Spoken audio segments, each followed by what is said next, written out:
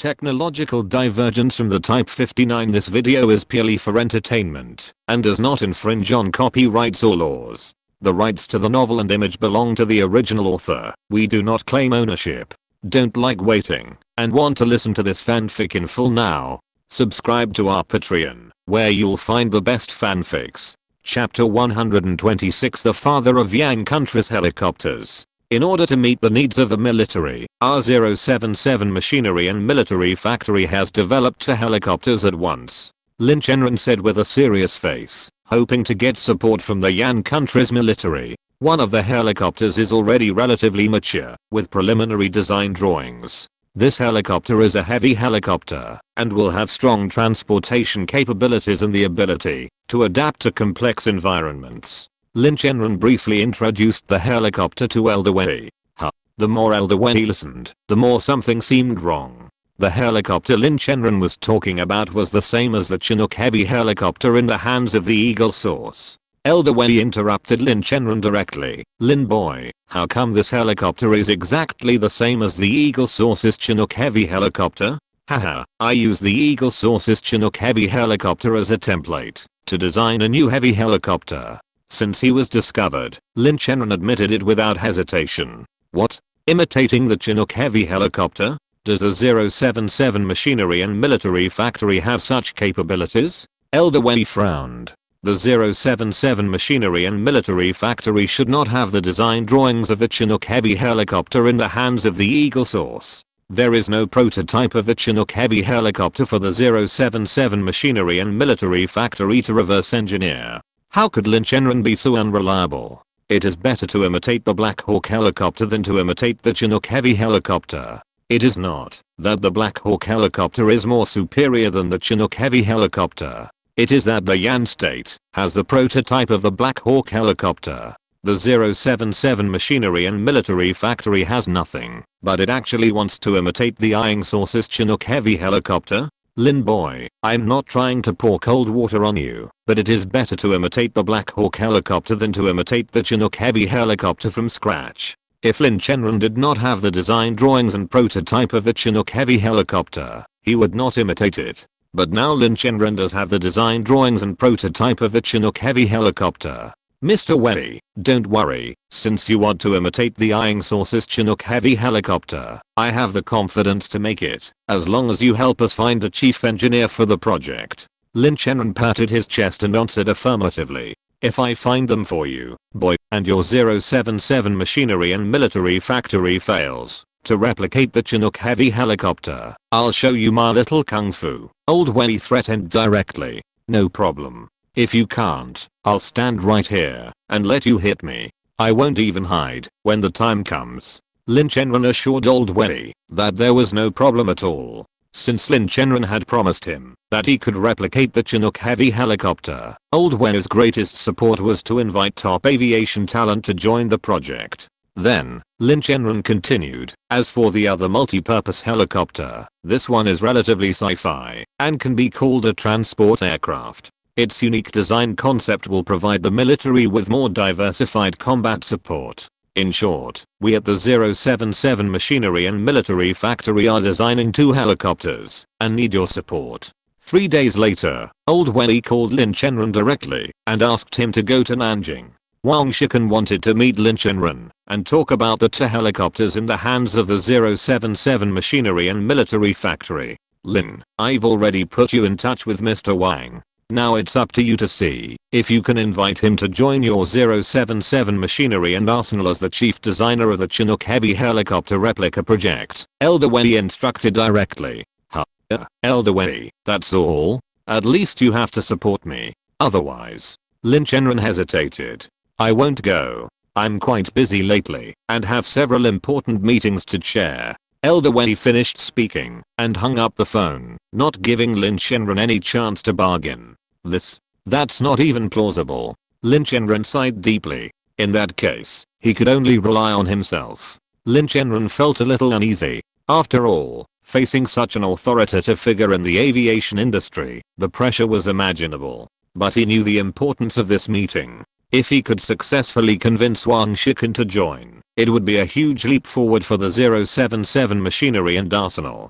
Lin Chenran gathered his thoughts and began to prepare the relevant materials. This included a detailed introduction to the 077 machinery and arsenal's current technological capabilities, future development plans, and the Chinook copy heavy lift helicopter project. He also carefully researched Wang Shikan's background and achievements, hoping to find some common ground and deepen their mutual understanding. Lin Chenran embarked on his journey to Nanjing with a mixture of nervous anticipation. Along the way, he constantly pondered how to communicate with Wang Shikan and demonstrate the strengths and sincerity of the 077 machinery and arsenal. Upon arriving in Nanjing, his emotions grew increasingly complex. But now, he had no choice but to retreat. Finally, at Nanjing University of Aeronautics and Astronautics, Lin Chenran met Mr. Wang Shikan, known as the father of the Yan Country helicopter. Mr. Wang, thank you for taking the time out of your busy schedule to meet with me. Lin Chenran smiled.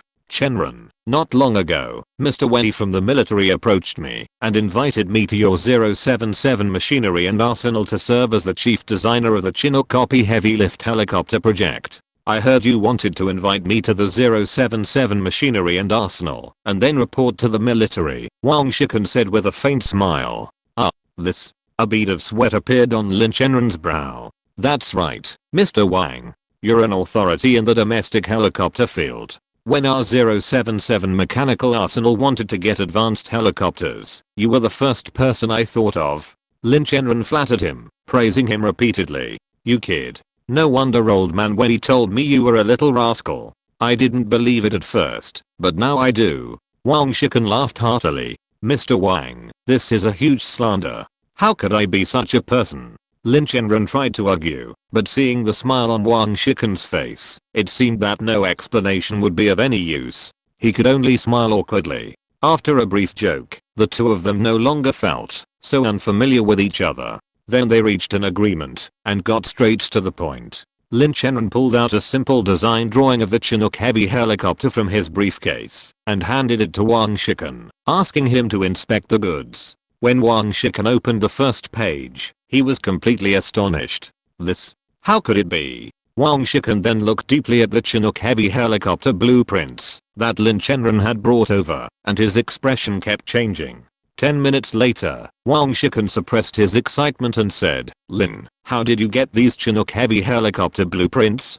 Chapter 127 Invitation Successful. Wang Shikan becomes a member of the 077 mechanical arsenal. Although the Chinook heavy lift helicopter was designed and developed relatively early, it was one of the first heavy lift helicopters to enter service in the United States. Even its upgraded and modified versions are still evergreens in the United States Army. How did Lin Chenran come into possession of the original design drawings for the Chinook heavy lift helicopter? Mr. Wang, you don't need to ask how I acquired the Chinook heavy lift helicopter's design drawings. I have my own ways, Lin Chenran said with a mysterious smile. Seeing this, Wang Shikan stopped questioning the origins of Lin Chenran's Chinook heavy lift helicopter design drawings. Then, Wang Shikan shook his head at Lin Chenran and said, Lin, even if you had a small part of a Chinook heavy lift helicopter, it would be difficult to replicate it one-to-one. You know, the design involves a lot of technology, and this amount of information is not enough to support our imitation.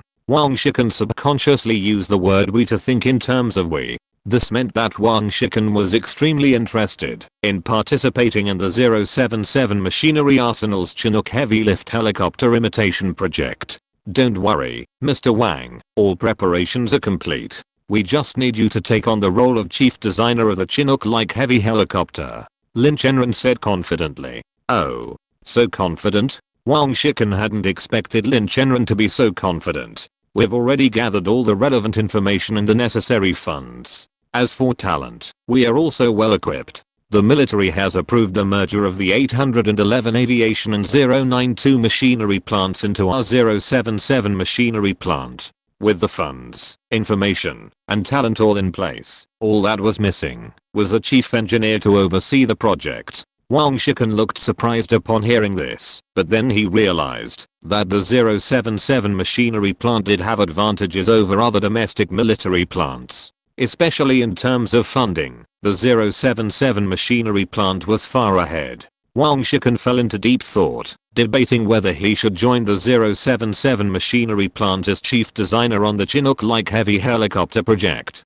Lin Chenran did not rush to interrupt Wang Shiken's thoughts, but sat aside and drank tea leisurely. After talking, the pressure on Lin Chenran's shoulders disappeared instantly, and the whole person was extremely relaxed. After a while, Wang Shiken sighed deeply and smiled slightly. Since the domestic helicopter industry still needs me to shine, then I will contribute my meager strength. I'll give it a try. I will join the 077 machinery and military factory as the chief designer of the imitation Chinook heavy helicopter project. When Lin Chenran heard that Wang Shiken agreed to join his own 077 machinery and military factory as the chief designer of the imitation Chinook heavy helicopter project, a bright smile appeared on his face, accompanied by excitement trembling. If Mr. ZHU is a milestone figure in Yan's tanks and the father of Yan's tanks, Wang Shiken is the father of Yan's helicopters. This is of great significance. Lin Chenran held Wang Shiken's hands tightly. Thank you, Mr. Wang, for your recognition of our 077 machinery arsenal. Your joining has given our imitation Chinook heavy helicopter project wings to take off. Let's learn from each other, make progress together, and make our own contributions to the domestic helicopter industry. Wang Shiken said very modestly. Mr. Wang, then I will wait for you at the factory. Wang Shiken joined the 077 machinery arsenal's imitation Chinook heavy helicopter project as the chief engineer. Lin Chenran began to discuss the design and development of the helicopter. Wang Shiken, the Yangtze River's waves behind pushed the waves in front, and the waves in front crashed to death on the beach. Lin Chenran, who had just returned to the 077 machinery arsenal, hadn't even sat down when he received a call from Mr. Wei. Mr. Wei's tone was full of surprise and disbelief. Lin Chenran, you actually invited Wang Shiken to our 077 mechanical arsenal to imitate the Chinook heavy helicopter project as the chief designer. This is a big surprise. Lin Chenran replied proudly, of course, Mr. Wei. Mr. Wang attaches great importance to our project. After understanding the situation, he agreed to come and serve as the chief designer without hesitation. Then, Lin Chenran asked another thing. Mr. Wei, the helicopter project is short of a chief designer. How is the situation? Mr. Wei told him, the chief designer will come to our factory in a week. But, at this point, Mr. Wei's voice became serious. This time you have snatched a top talent from the Shenfei arsenal. If your helicopter project fails, don't blame me for being rude. Lin Chenran replied confidently, don't worry, Mr. Wei, I promise I will not let you down. If he can't even make this, then Lin Chenran will have no face in front of the people of Jiangdong. I'm waiting for the birth of 2 helicopters from your 077 machinery and military factory. Previously, the Yan state military was thinking of holding a bidding conference like the second generation main battle tanks. But now the 077 machinery and military factory is directly carrying out 2 helicopter projects, and one is an imitation of the Chinook heavy helicopter. There is no need to hold a bidding conference for the time being. The most important thing is that the 077 machinery and military factory has sufficient funds, and the early design and research and development investment does not require the Yan state military to invest, only the military purchases in the later stage. Another point is that the 077 machinery and military factory has its own military sales channels. Lin Chenran believes that after these 2 helicopters are completed, the Saudi state, which has a piece of cloth on its head and is the richest in the world, will definitely purchase a batch. Anyway, sales will definitely not be bad. Linjiang Province 077 machinery and military factory. Lin Chenran is busy processing documents. Song Xian pushed open the door and walked in, saying softly, Chenran, you're back. Lin Chenran smiled and nodded, and responded, I'm back.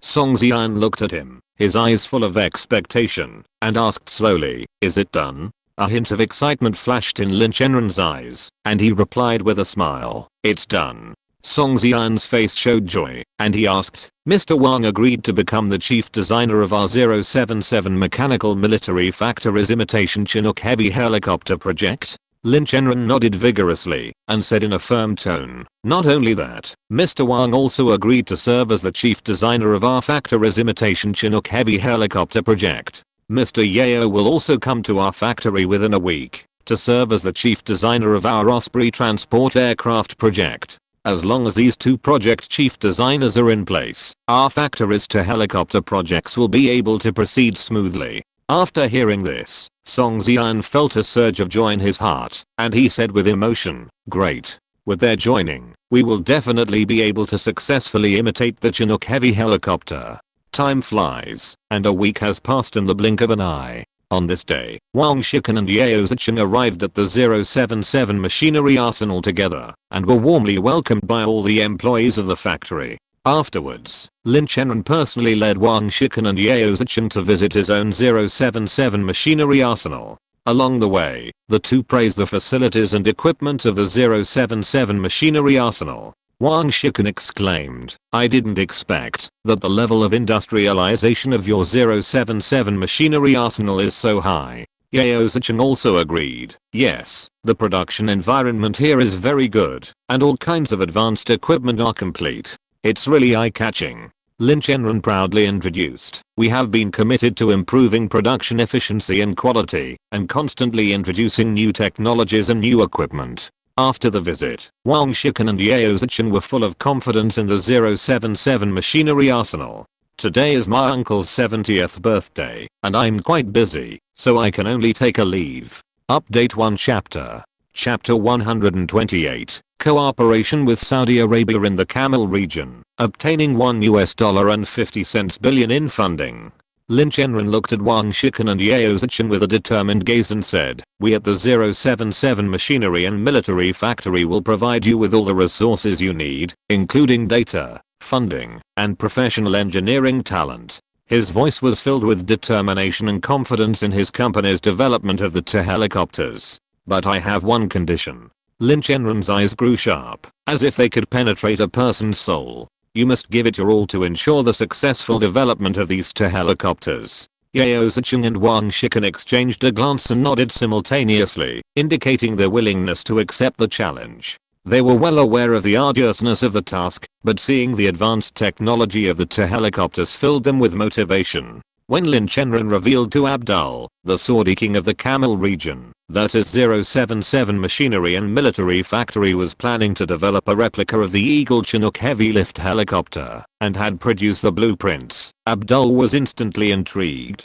The Chinook heavy lift helicopter is a key weapon and equipment among the Eagle helicopters, holding a crucial position. Since the 1950s, this helicopter has been in service for over 30 years, and is highly favored by the Eagle military. As the Eagle Army's demand for military equipment continues to grow, the Chinook helicopter has undergone numerous design improvements. These refinements have continuously enhanced the helicopter's performance, making it an indispensable weapon in modern warfare.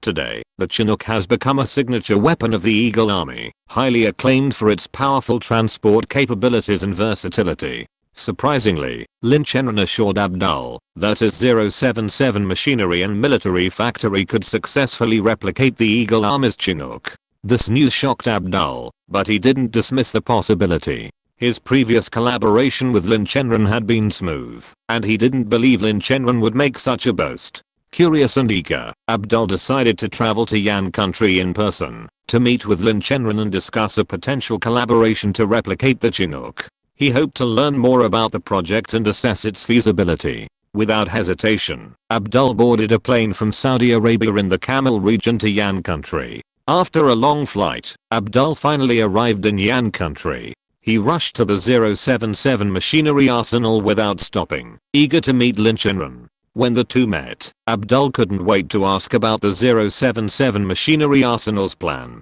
to imitate the Chinook heavy helicopter. He was full of anticipation and anxiety, hoping to get an answer as soon as possible. Lin Chenran seemed very calm. He smiled and invited Abdul into his conference room, saying that there was enough time to discuss the issue in detail. "Abdul, take a rest first, you don't have to worry." Lin Chenran smiled slightly, trying to ease Abdul's nervousness. Abdul was a little helpless, but still followed Lin Chenran's advice, and sat down to rest for a while. You can't eat hot tofu in a hurry. After a while, Lin Chenran felt that Abdul had almost recovered, so he began to formally introduce him. Abdul, this is our 077 Machinery Arsenal's imitation Chinook Heavy Helicopter Project Chief Designer, Wang Shikan, and let Mr. Wang introduce you to it. Lin Chenran stretched out his hand and pointed to Wang Shikan on the side. Abdul's eyes lit up immediately at Lin Chenran's introduction. He hadn't expected the 077 Machinery and Arsenal to invite such a formidable expert as Wang Shikan to serve as the chief designer for this Chinook heavy lift helicopter project.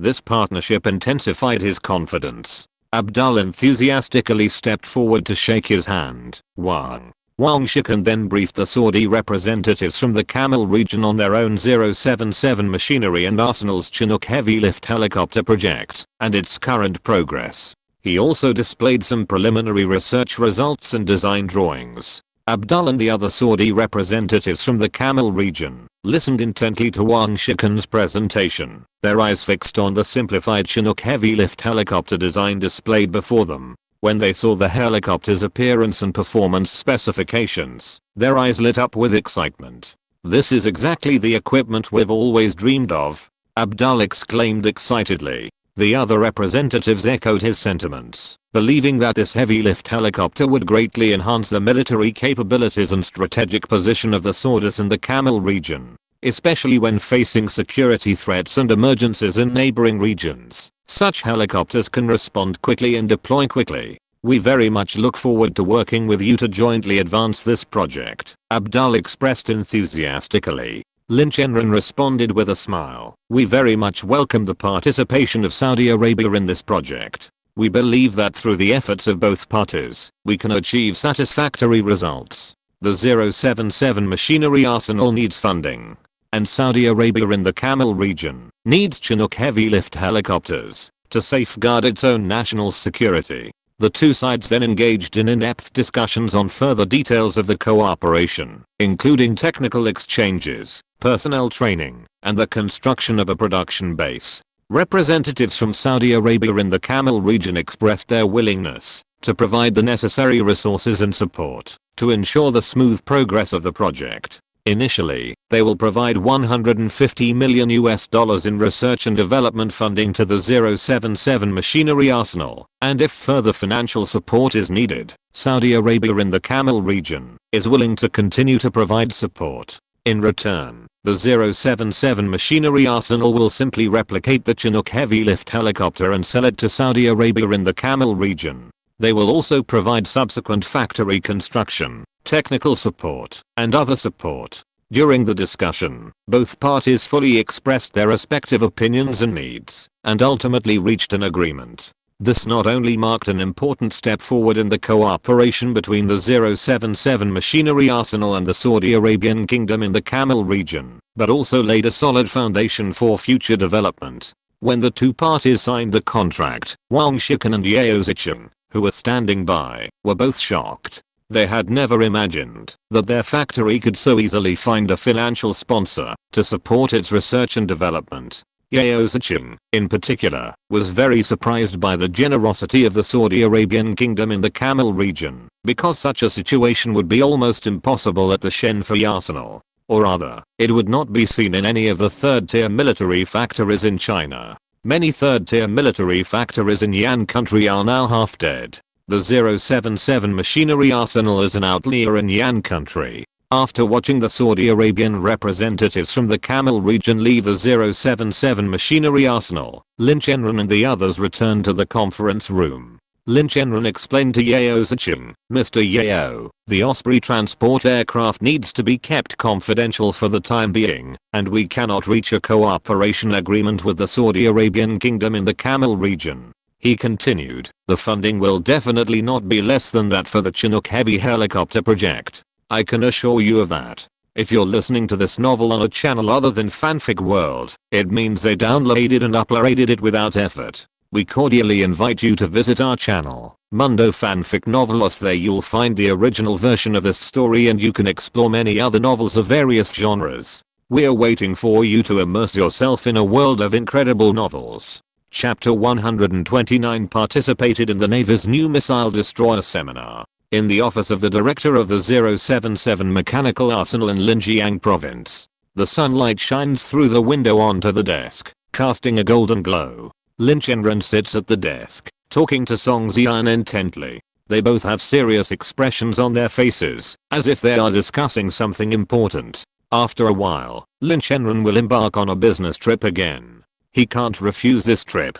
Because the Yan Kingdom Navy invited the 077 mechanical arsenal to participate in a seminar on the latest missile destroyers. If Lin Chenran doesn't go, then General Zhang of the Navy will come to the 077 mechanical arsenal in person, and no matter how he explains it, it will be useless. Lin Chenran decided to attend the seminar in person and make preparations in advance. As the 077 mechanical arsenal continues to grow and develop, Lin Chenran finds himself getting busier and busier. Although he has delegated some of his power to other senior executives, there are still many important matters that he needs to handle in person. Especially those decisions that require him to make the final decision cannot be made without his participation. Lin Chenran shook his head helplessly and said to Song Xian, "Mr. Song, I'm so sorry that I have to go on another business trip.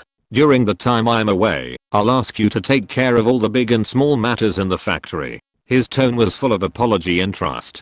As the second in command of the 077 mechanical arsenal, Song Xian is experienced and capable. With him around, Lin Chenran believes that the work of the factory can be carried out smoothly.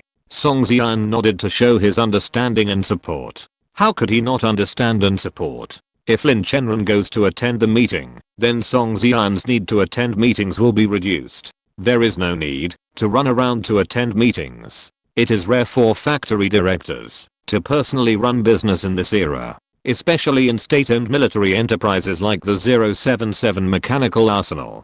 Mr. Song, your main focus is on the production and manufacturing of the Apocalypse tanks in the factory, as well as the design and development of two helicopters. Especially the attention paid to the helicopter project must be in place. These two helicopters will change the backward situation of Yan country in the fields of helicopters, close-range flights, and the deployment of close-range materials and personnel. Our country has a vast territory and many mountainous areas and plateaus. Some areas are above 3,000 meters above sea level. The mountains are high and the clouds are thick, and airplanes cannot reach them. They can only rely on helicopters. The Yan country's military purchased 24 Black Hawk helicopters before just to solve this problem. Yan country has a very long border line with a large number of high mountains and jungles. If there are not enough helicopters, many places will become blind spots for monitoring. Having heavy helicopters and multifunctional helicopters can solve these problems well.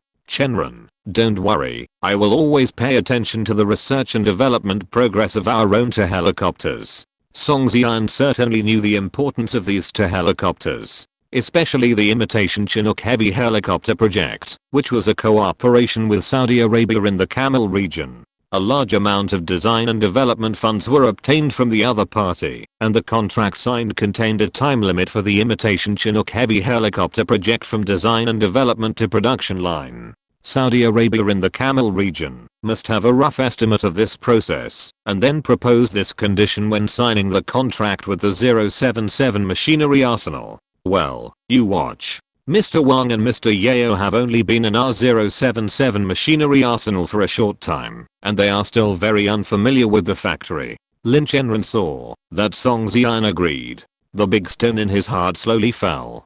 Heifu province. After Lin Chenran explained the big and small matters of the factory to Song Xian, he rushed to the venue of the Yan Kingdom Navy's seminar on the new missile destroyer. This time, Lin Chenran brought the chief designer of his own Shiansu automatic tracking rocket launcher, Yang Pidang, and several senior executives of the 077 mechanical arsenal. Everyone from the 077 mechanical arsenal came to the venue of the seminar. Mr. Zhang from the Yan Kingdom Navy specifically asked his guard to call Lin Chenran to his office. Knock knock knock. A gentle knock on the door sounded.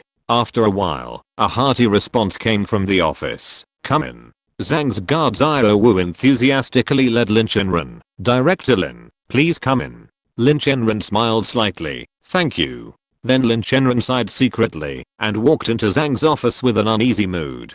Report. Zhang, I come to report to you. Lin Chenran stood very straight, with a hint of a smile on his face. When Mr. Zhang heard the familiar voice, he looked up and glanced at the person in front of him. Then, a bright smile appeared on his face, and he put down the work in his hands. Lin boy, you're here. Come on, come here. Mr. Zhang pulled Lin Chenran to the sofa in his office, and then motioned for him to sit down. After a while, the guard Zhao Wu came in, and brought 2 cups of hot tea. This is made from specialty leaves. Try it and see how it feels. Mr. Zhang entertained him warmly. What? Specialty leaves? Lin Chenran was shocked. He didn't expect that Mr. Zhang would greet him with specialty leaves. There are only so many specialty leaves every year, and so many leaders share it, and each person only gets a little bit. Lin Chenran had tried specialty leaves in his grandfather's study before. At that time, his grandfather saw him drinking it like a cow chewing on a peony flower, and he felt distressed. Mr. Zhang, it's past. It's past. It's a waste to give me this special supply tea. Lin Chenran said he couldn't afford it. Tea is for people to drink. If it weren't for your 077 mechanical arsenal, our navy would not be able to add new warships in the short term. There is nothing I can do to entertain you in my office, and this special supply tea is what I can offer. Old Zhang waved his hand to comfort Lin Chenran, and signaled him not to be nervous. Then he joked, I heard from old man Lin before, that when you were very young, you sneaked into his study, and took a small portion of special supply tea to cook tea eggs. Are tea eggs cooked with special supply tea delicious? Lin Chenran smiled bitterly for a moment, and scratched his head subconsciously. How could that be? You must have heard it wrong. He certainly won't admit it. After a brief chat, the unfamiliarity between the 2 sides disappeared. Then get to the point. About the new missile destroyer of the Yan Kingdom Navy. Lin Chenran complained to Mr. Zhang. Mr. Zhang, with the rapid development of the 077 mechanical arsenal, I have been very busy. Originally, I only sent the chief designer of our Shiansu automatic tracking rocket launcher and his team to participate in the Navy's new missile destroyer seminar. But Mr. Zhang obviously didn't buy Lin Chenran's words, and immediately became serious. Busy? As busy as me? I have time to attend this meeting, don't you? Want to be lazy? Catching a bus today. I sat in the car all day, and wrote these 2 chapters in the car. Thank you all for your support. Chapter 130 I finally waited for you. I'm glad I didn't give up. When Lin Chenran heard this, he immediately smiled bitterly, and shook his head. Old Zhang had directly grasped Lin Chenran's weak spot. How could Lin Chenran compare to old Zhang in terms of work? Old Zhang looked at Lin Chenran and calmed down, and a smile appeared on his face. He thought to himself, you kid, you still want to be lazy? No way. Seeing this, Lin Chenran naturally understood what old Zhang was thinking. For the new missile destroyer, what else needs to be improved? Old Zhang was not going to let go of this free labor easily. Lin Chenran hesitated for a moment, then said, Old Zhang, you also know that I'm not an expert in naval warship design, and I can only say that I have a superficial understanding of this knowledge. Therefore, I can only talk about my views, based on my own understanding, but this is only a theoretical discussion. Lin Chenran lowered his posture very low. It doesn't matter, everyone can speak freely, and put forward their own ideas and suggestions. Old Zhang encouraged with a smile. Afterwards, Lin Chenran elaborated on some of his insights and opinions on missile destroyers in detail. Speak out your thoughts. The more Zhang Liao listened, the faster his eyes moved, and a golden light flashed in them. Sure enough, Lin Chenran was being lazy, saying that he couldn't design. As a result, the advice he gave himself was like an old sow wearing a condom, one set after another. If they hadn't heard the rumbling sound of hunger, the 2 would still be talking. The next morning, the sun shone on the earth, bringing new hope and vitality to people. The Navy's new missile destroyer seminar also officially kicked off. The venue was packed, and senior leaders and chief designers from shipbuilding plants across the country came to participate with great anticipation. They were eager to show the strength of their own shipyards at this important seminar, and strive to take on the design, research, and development, and manufacturing tasks of the Yan Kingdom Navy's new missile destroyers. This is the first time that the Yan Kingdom military has held a warship seminar in recent years, which is of great significance. Previously, the Yan Kingdom Navy had limited military funds. It was impossible to add new warships on a large scale. And now, a seminar has finally been held to select an excellent missile destroyer. As a special guest, Lin Chenran was arranged to be one of the representatives of the Yan State Navy, responsible for reviewing the missile destroyer plans of major domestic shipyards and giving professional evaluations and suggestions. This task is very difficult, not only related to the future development of the Yan State Navy, but also to the security and interests of the country. Originally, Lin Chenran just wanted to be a passerby, but Mr. Zhang specially asked him to be the representative of the Yan State military. The design and development project of the missile destroyer this time adopted a semi-open topic format, giving the shipyard a certain degree of autonomy and innovation space. The Yan State Navy has clearly stated that the Shiansu automatic tracking rocket launcher of the 077 mechanical arsenal must be installed on board to enhance the fleet's firepower strike capability and protection capability. Other aspects, such as power systems, hull size, weapons, and equipment, etc., are independently designed and developed by the shipyard, based on its own technical advantages and experience, giving full play to the innovative spirit and professional level of each shipyard. After everyone arrived at the conference room, the seminar officially began. Elder Zhang smiled faintly. I know you all came here for our military's order for new missile destroyers. I promise you all, once the design and development plan is finalized, our military will place an order for 4 missile destroyers at once. More orders will follow. I hope everyone will give their all to secure this order. As Elder Zhang finished speaking, the shipyard managers in the audience erupted in excitement. They had finally received an order from the Yan Kingdom military. It might only be 4 ships, but it was more than enough for them. This was a military order. The domestic shipyards exclaimed, "Finally, you've got me. I'm glad I didn't give up." If it weren't for the development of civilian vessels, most of Yang Kingdom's shipyards would have closed down. Without military orders, there would be no military funding.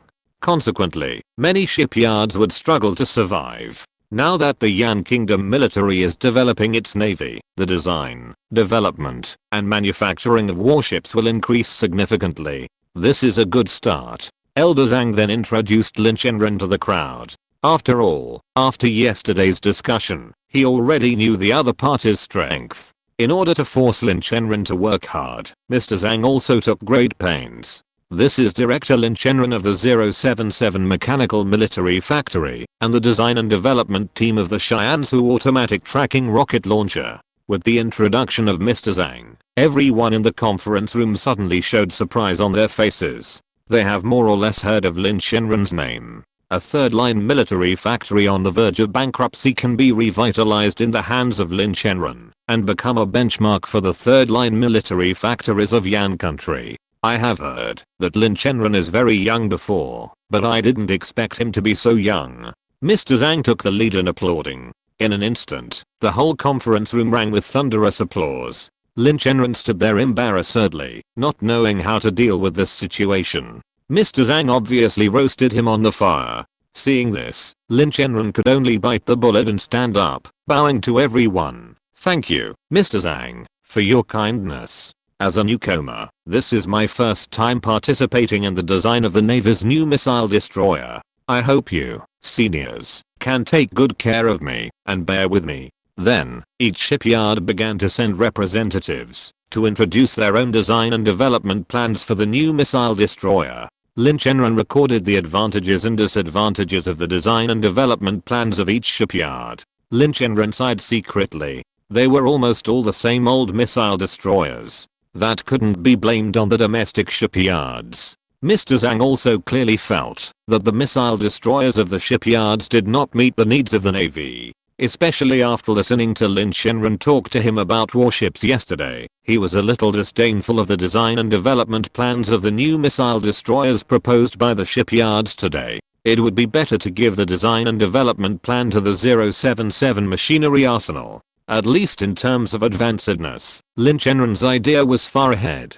After the shipyards presented their own design and development plans, Mr. Zhang frowned. The new missile destroyers of a number of shipyards do not meet the needs of the Yan State military. Mr. Zhang did not immediately announce which shipyard's design and development plan for the new missile destroyer was approved by the Yan State military. I need to discuss it with others, and I will inform you of the results. According to the original process, the Yan state military will determine at the seminar that a shipyard's missile destroyer design and development plan will receive the order. But Mr. Zhang was obviously not satisfied with the design and development plans of the new missile destroyers of a number of shipyards. So this decision can only be postponed. After everyone left, Mr. Zhang slowly asked, "Lin boy, what do you think?" Chapter 131. You don't have a shipyard, but our navy does. Mr. Zhang was not satisfied with the design and development plans of the new missile destroyers proposed by a number of domestic shipyards. So, he directly asked Lin Chenran for his opinion.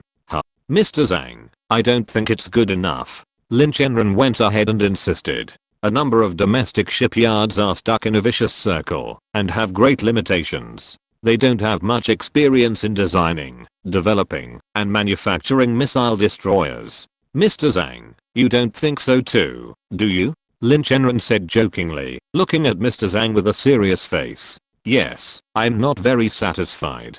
Mr. Zhang answered truthfully. Then Mr. Zhang said jokingly, I feel that the design and development plans of these new missile destroyers are not worthy of your 077 mechanical arsenal's Cheyenne-Su automatic tracking rocket launcher. Everyone laughed immediately.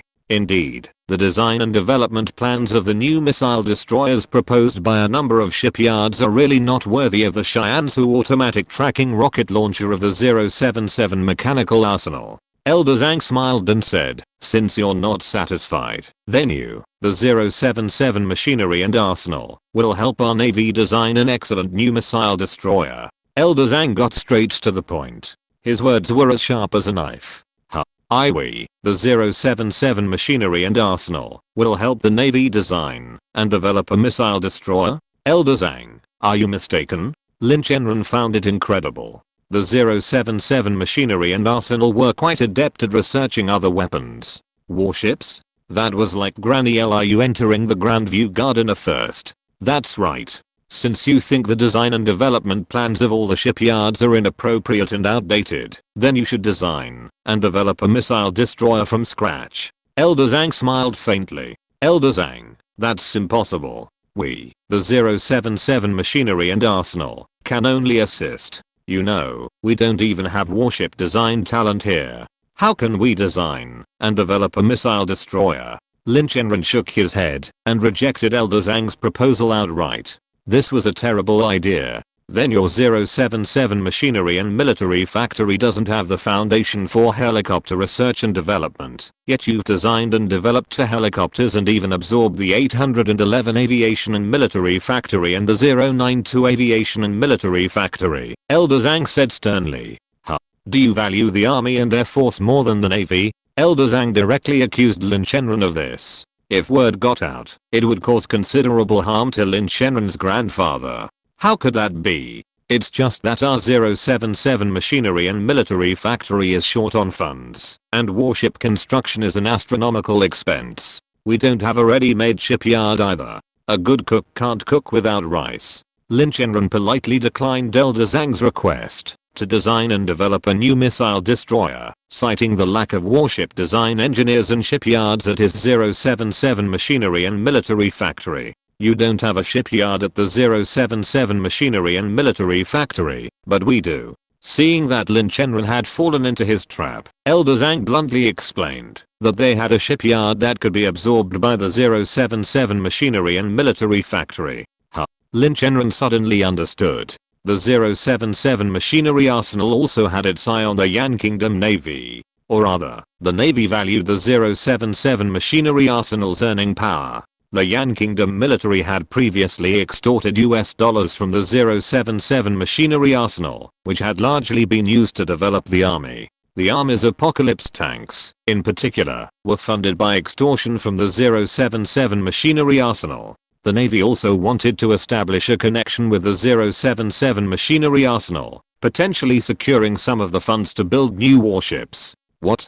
Mr. Zhang, did you misunderstand me, or did I mishear? You want to merge a shipyard into our 077 machinery arsenal? Lin Chenran exclaimed in disbelief. Yes, we do. Anyway, if you want the 077 machinery arsenal to grow and prosper, a shipyard is essential. Mr. Zhang gave a look that said, I'm thinking about your 077 machinery arsenal. Huh. Mr. Zhang, you know that a shipyard requires a huge amount of investment. Where can our 077 mechanical arsenal get so much money to invest in a shipyard? The shipyard that the Yan Kingdom Navy gave to the 077 mechanical arsenal must be a relatively shabby one, or a shipyard on the verge of bankruptcy. It is impossible to give it to a shipyard with good development. After taking over, the 077 mechanical arsenal will definitely have to invest a lot of money to purchase various new shipbuilding equipment. According to this calculation, it is not cost effective for the 077 mechanical arsenal.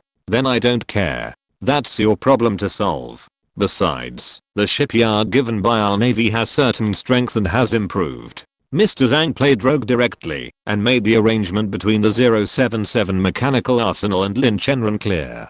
Lin Chenran showed a bitter smile. A higher ranking official can crush a lower ranking official. There's a saying, since you can't resist, you can only enjoy it. Mr. Zhang, the shipyard you're giving me is Jiangnan Shipyard, codenamed 704. Lin Chenran was instantly excited upon hearing this. What? Jiangnan Shipyard? No way. He found it unbelievable that the Navy would allow the 704 Jiangnan Shipyard to be incorporated into the 077 machinery and arsenal. That's right. Our Navy has decided to incorporate the 704 shipyard into your 077 machinery and arsenal, but there's one condition. We'll need various warship designs and development later on, and you can't say no. Mr. Zhang stated a condition, but for the 077 machinery and arsenal, it was quite simple. Of course, this was only simple for the 077 machinery and arsenal. The design and development of warships requires a massive investment, especially for aircraft carriers. So, when will the Jiangnan shipyard be incorporated into the 077 machinery and arsenal? Lin Chenran was clearly impressed by Mr. Zhang's offer and was a little impatient to have the 704 shipyard incorporated into his own 077 machinery and arsenal. Any time is fine, but you must design a new missile destroyer within a month and a half. Elder Zhang gave Lin Chenran a firm deadline. The 704 shipyard, affiliated with the 077 machinery and arsenal, must complete the design of the new missile destroyer within the specified time frame. No problem. As long as the 704 shipyard is incorporated into our 077 machinery and arsenal, the new missile destroyer will be no problem. Lin Chenran replied with a pat on his chest. Okay, I'll wait for your good news. You must design the most perfect missile destroyer in your mind. Elder Zhang knew Lin Chenran's abilities. He needed him to do his best to create a new missile destroyer. There was no other way. The Yan Kingdom Navy was broke. This missile destroyer would be the defense of the sea for a long time. No problem, I promise you. It will definitely be an excellent missile destroyer. And we'll also reserve plenty of space for the installation of new weaponry and equipment. The next period of time will be quite busy, so updates will be late. Thank you all for your support. Love you. Chapter 132. Go to 704. Lin Chenran led his team out of Heifu province and went to take over the 704 Jiangnan shipyard. At the same time, relevant personnel from the Yan Kingdom Navy also went to the 704 shipyard. After arriving at the destination, Lin Chenran quickly got into work without any delay and had to design a new type of missile destroyer within a month and a half. Under the guidance of the senior management of the 704 shipyard, they began to visit the entire factory. Along the way, Lin Chenran remained calm and professional, carefully observing every detail, but he did not rush to express his opinions or point out the problems. Instead, he silently recorded the problems he found one by one for subsequent analysis and resolution. After a full day of visiting, Lin Chenran had a preliminary understanding of the 704 shipyard. In general, the senior management of the Yan Kingdom Navy did not deceive themselves. This shipyard does have a certain scale and potential. It cannot be ignored that many of the equipment in the factory are already outdated and need to be updated in time.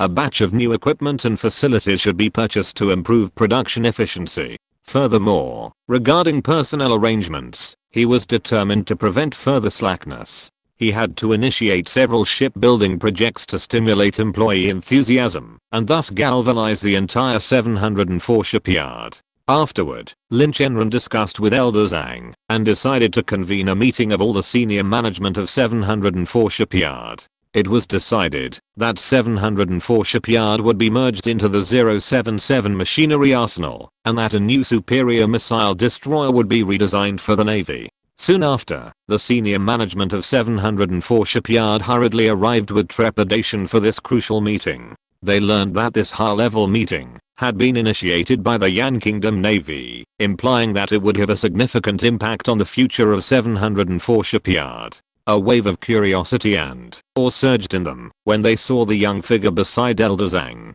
This young man, seemingly unremarkable, had become so close to Elder Zhang, frequently discussing matters concerning 704 Shipyard with him. This made them wonder who this young man was. After the senior executives of the 704 Shipyard took their seats, the meeting officially began. They sat upright with serious expressions on their faces, appearing to be extremely serious and focused. After all, this meeting may change the fate of the entire 704 Shipyard. Mr. Zhang smiled slightly and introduced, "This is the director of the 077 Mechanical Arsenal, Lin Chenran." Hearing this, everyone present was stunned, and then burst into exclamations. What? He is Lin Chenran? The legendary director of the Third Line Military Factory? So he is Lin Chenran. No wonder he is so close to Mr. Zhang. It seems that the rumors are true. For a moment, there was a lot of discussion in the conference room, and everyone looked at Lin Chenran with admiration. Lin Chenran stood up, smiled and nodded slightly to the people below as a greeting. They really didn't expect while Lin Chenran came to the 704 Shipyard. After introducing Lin Chenran, Mr. Zhang got straight to the point. If there is no financial support, the future of the 704 Shipyard can be imagined. So, our Navy has found a big sponsor for U-077 Mechanical Arsenal. As soon as Mr. Zhang finished speaking, the senior executives of the 704 Shipyard below immediately started talking. The 704 Shipyard is going to be swallowed up by the 077 Mechanical Arsenal. Most of the senior executives of the 704 Shipyard agreed that the 077 Mechanical Arsenal would take over their own shipyard. The strength of the 077 Mechanical Arsenal is obvious to all. After being taken over by the 077 Mechanical Arsenal, the 704 Shipyard will surely regain its former glory. There are also a small number of senior executives who think that the 077 Mechanical Arsenal is taking advantage. In any case, they can't change the decision of the Yan State Navy. After Lin Chenran waited for the discussion to subside, he slowly stood up, without any ripples on his face, and said in a calm tone, "Overall, the 704 Shipyard has performed quite well, but..." Lin Chenran first expressed his affirmation and appreciation for the advantages of the 704 Shipyard. Then, he changed the subject, and pointed out the problems of the 704 Shipyard mercilessly. First, the equipment is seriously outdated, which affects production efficiency. Secondly, the lack of advanced large-scale equipment cannot meet the needs of modern shipbuilding. Last but not least, due to insufficient orders, the 704 Shipyard has fallen into a dilemma of being on the verge of suspension of production. Lin Chenran continued, "After our 077 Mechanical Military Factory takes over the 704 Shipyard, we will first invest a large sum of money to purchase new large-scale equipment to replace the existing old equipment. We will also further improve infrastructure construction and improve employee welfare. Of course, in order to get richer returns, all employees need to work together and work hard to make the 704 Shipyard bigger and stronger. As long as the 704 Shipyard regains vitality and vigor, everything can be achieved." Then Lin Chenran began to introduce the welfare benefits of his own 077 Mechanical Military Factory. The welfare benefits of our 077 Mechanical Military Factory are obvious to all. Lin Chenran smiled and said, "Among the many third-tier military factories in the country, our factory is definitely among the best and far ahead. With the rapid development of the 077 Mechanical Arsenal, the welfare benefits of its employees have also risen." After Lin Chenran's emotional and rational preaching, directly using welfare benefits to hit people, most of the senior executives of the 704 Shipyard let go of their small knots in their hearts. Who let the 077 Mechanical Arsenal give too much? The senior executives of the 704 shipyard. Even if we starve to death or die outside, we will not accept being annexed by the 077 Mechanical Arsenal. 077 Mechanical Arsenal. High welfare and high salary. The senior executives of the 704 shipyard. It's so good. Lin Chenran saw the smiles on everyone's faces. This is obviously very satisfied with the salary and welfare benefits of the 077 Mechanical Arsenal. After appeasing the senior executives of the 704 shipyard, Lin Chenran began to arrange tasks. While let our 704 shipyard design a new type of missile destroyer for the military. The military previously invited a number of domestic shipyards to attend a seminar on a new type of missile destroyer. Our shipyard did not go due to funding issues. Unexpectedly, Director Lin persuaded us to go to our 704 shipyard. This is really cool. Upon hearing this, the senior executives of the 704 shipyard excitedly discussed it. At first, due to funding issues, the 704 shipyard did not send anyone to participate in the seminar on the new type of missile destroyer of the Yan State Navy. Unexpectedly, things took a turn for the better. After the 704 shipyard was incorporated into the 077 Mechanical Arsenal, it won the design and development project of the new type of missile destroyer of the Yan State Navy. Now all the senior executives of the 704 shipyard are not opposed to joining the 077 Mechanical Arsenal. They can get new orders and salary increases. If they still resist, there is only one way, and that is to leave the 704 shipyard. Chapter 133 Aegis Missile Destroyer. Lin Chenran then began to explain his vision for a new guided missile destroyer, sparking a heated discussion among the 704 shipyard executives present. Initially, everyone worried that Lin Chenran might be trying to guide experts from a lay perspective, but they quickly realized these concerns were unfounded. From what they understood, Lin Chenran's understanding of naval equipment seemed only superficial. The vast differences between different systems often left those unfamiliar with the subject confused and lost. As Lin Chenran detailed his understanding of the new guided missile destroyer, all the 704 shipyard executives present were quietly astonished. Was this just superficial knowledge? His proposed design surpassed even those of some professionals, with many unique features that were truly eye-catching. Was this Lin Chenran's true strength? It was truly formidable. Meanwhile, Elder Zhang listened intently to Lin Chenran's design concepts for the new guided missile destroyer, nodding his approval. The design of this guided missile destroyer was undoubtedly highly advanced, a world apart from those designed by other domestic shipyards. This fully demonstrated Lin Chenran's exceptional talent and profound expertise. Mr. Zhang, still trying to trick me? Lin Chenran named this missile destroyer Aegis. The Aegis missile destroyer has a design displacement of 5,800 tons and a full load displacement of approximately 6,150 tons. It is 154 meters long, 16.5 meters wide, and 6.1 meters deep. What surprised the Yan Kingdom Navy and the 704 shipyard the most was that Lin Chenran actually incorporated a stealth design into the Aegis missile destroyer. This was a groundbreaking attempt. Stealth is now slowly becoming popular in warships, and the Americans are particularly obsessed with stealth. Now, Lin Chenran also wants the Aegis missile destroyer designed by his own 704 shipyard to have stealth capabilities, an idea that fully demonstrates his foresight and innovative spirit. The Aegis missile destroyer's superstructure features a sloped surface design and uses advanced radar-absorbing coatings, giving the ship a simple and streamlined appearance. In addition, the corners of each surface use a rounded transition designed to further reduce the radar cross-section. The bow's wave braking plate and the stealth baffles installed mid-superstructure cleverly conceal the exposed equipment on the foredeck and superstructure, effectively reducing radar reflections. These meticulously crafted design details will undoubtedly significantly enhance the Aegis missile destroyer's stealth capabilities, giving it an even greater advantage on the battlefield.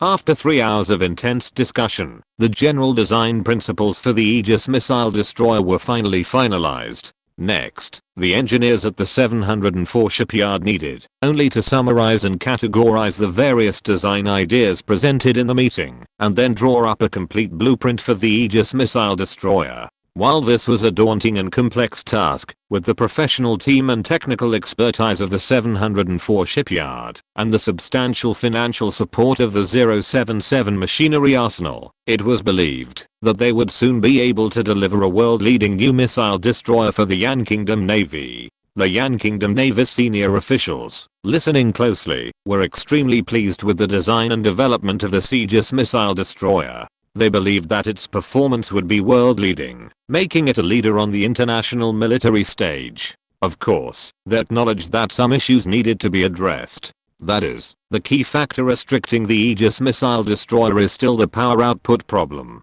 Although Yan country has made great progress in other fields, its warship engine technology is relatively backward and cannot meet the needs of the Aegis missile destroyer. It is necessary to find a powerful power output system to drive this giant ship. Lin Chenran turned his attention to the northern Bear Country. In terms of power output, the Bear Country has always been the world leader. If the Bear Country claims to be second, then no one dares to claim to be first. Now there is a series of chaotic situations in the Bear Country, and various restrictions are not as strict as in the past. This provides Lin Chenran with a rare opportunity to obtain a power output wheel suitable for the Aegis missile destroyer from the Bear Country. As the meeting ended, the senior executives of the 704 shipyard walked out of the meeting room with excitement. It is not just that the 704 shipyard was incorporated into the 077 machinery arsenal, and various welfare benefits have made a qualitative leap. There is also a great piece of good news that makes them extremely excited. The order for the new missile destroyers of the Yan country Navy will fall into the hands of their 704 shipyard. This means that the 704 shipyard will have the opportunity to participate in the national key project and demonstrate its strength and technical level. This news made the entire 704 shipyard boil over, and everyone gave 200% of their strength to design and develop the Aegis missile destroyer. Everyone knows that this is a rare opportunity and a heavy responsibility. Mr. Zhang asked the senior management of the 704 shipyard to prepare an office for him. He wanted to talk to Lin Chenran for a while, although Lin Chenran had doubts, but he was still very happy to talk to Mr. Zhang for a while. Elder Zhang smiled faintly, his eyes gleaming with satisfaction. Lin, young man, I didn't expect you to keep it a secret from me. If I hadn't made the final decision to let you spearhead the design and development of a new missile destroyer, our country would have lost a top-tier shipbuilding talent. Hearing Elder Zhang's words, Lin Chenran quickly waved his hand and said modestly, Elder Zhang, I truly don't deserve your praise. How could I possibly have that kind of ability? I simply expressed my vision for a missile destroyer. The ultimate result still depends on the design engineers at the 704 shipyard. Being too modest is hypocritical. Elder Zhang scolded. The two exchanged glances and burst into laughter. For the sake of the Aegis missile destroyer project, I've suppressed the designs of other shipyards for the new missile destroyer. It would be best if the 704 shipyard could design the Aegis missile destroyer within a month and a half. Otherwise it would be hard to convince the public, Elder Zhang said gravely. No problem, Mr. Zhang, don't worry. I won't make things difficult for the Navy. Lin Chenran patted his chest and replied affirmatively. Also, there's the issue of power output, which is a relatively large hidden danger. It would be best if we could import an excellent gas turbine and related technology. Just like the Apocalypse tank, import a 760 horsepower 4-stroke V12 cylinder V46 diesel engine. Mr. Zhang expressed his inner thoughts. Importing an excellent gas turbine can be useful for a long time. As long as the technology is thoroughly mastered, Yan Nation's warships will have excellent power output components. Chapter 134 The LM2500 gas turbine is a good thing. The 077 machinery arsenal's acquisition of Russia's 760 horsepower 4-stroke, V12 cylinder V46 diesel engine was undoubtedly a major victory. It directly boosted Yan's tank development, elevating it to a higher level. It also meant that Yan was no longer restricted by foreign powers in its independent tank design, development, and production. With the passage of time, domestic engine technology gradually improved, leading to a period of rapid growth. Meanwhile, senior naval officials, including Mr. Zhang, witnessed this success and hoped to apply it to the warship sector. They were eager for the 077 machinery arsenal to acquire a powerful warship engine to meet growing demand. Considering the tonnage of the Aegis missile destroyer and its potential future development, a suitable gas turbine would be crucial, suitable for a wide range of warship types. Faced with such a significant task, Lin Chenran couldn't help but smile wryly. Achieving this goal was no easy task. Lin Chenran could only do his utmost to acquire a suitable gas turbine from Russia. The 077 machinery arsenal alone wasn't enough. The Yan's navy would also need to contribute. The relationship between Yan State and the United States is currently at the end of its honeymoon phase. They could negotiate to acquire the United States LM2500 gas turbine. The LM2500 gas turbine boasts exceptional performance. It's an aeroderivative gas turbine developed by General Electric in the 1960s, based on the TF-39 turbofan engine. The LM2500 gas turbine has seen astonishing sales, accounting for the vast majority of the world's naval gas turbine market. LM2500 gas turbine? Upon hearing the name, Elder Zhang's expression grew serious, and he fell into deep thought. He was very familiar with this gas turbine. He had once visited the United States at the invitation of the United States for military exchanges, where he had the opportunity to visit General Electric and witness the LM2500 gas turbine firsthand. He never expected that Lin Chenran would actually propose importing the LM2500 gas turbine from the United States into the Yan State Navy. Mr. Zhang, do you know that General Electric's LM2500 gas turbine is truly exceptional? If possible, I suggest importing the entire technology package. This would greatly boost and enhance our nation's naval development, Lin Chenran said excitedly, expressing his confidence in the LM2500 gas turbine. While Lin Chenran strongly advocated for the introduction of the LM2500 gas turbine, its associated technologies, and production lines, he knew full well that the United States wouldn't easily sell these core technologies and production lines. It's always good to give it a try. What if the United States agrees? While unlikely, the possibility couldn't be ruled out. International cooperation and transactions are often influenced by various factors, and sometimes seemingly impossible situations can unexpectedly unfold.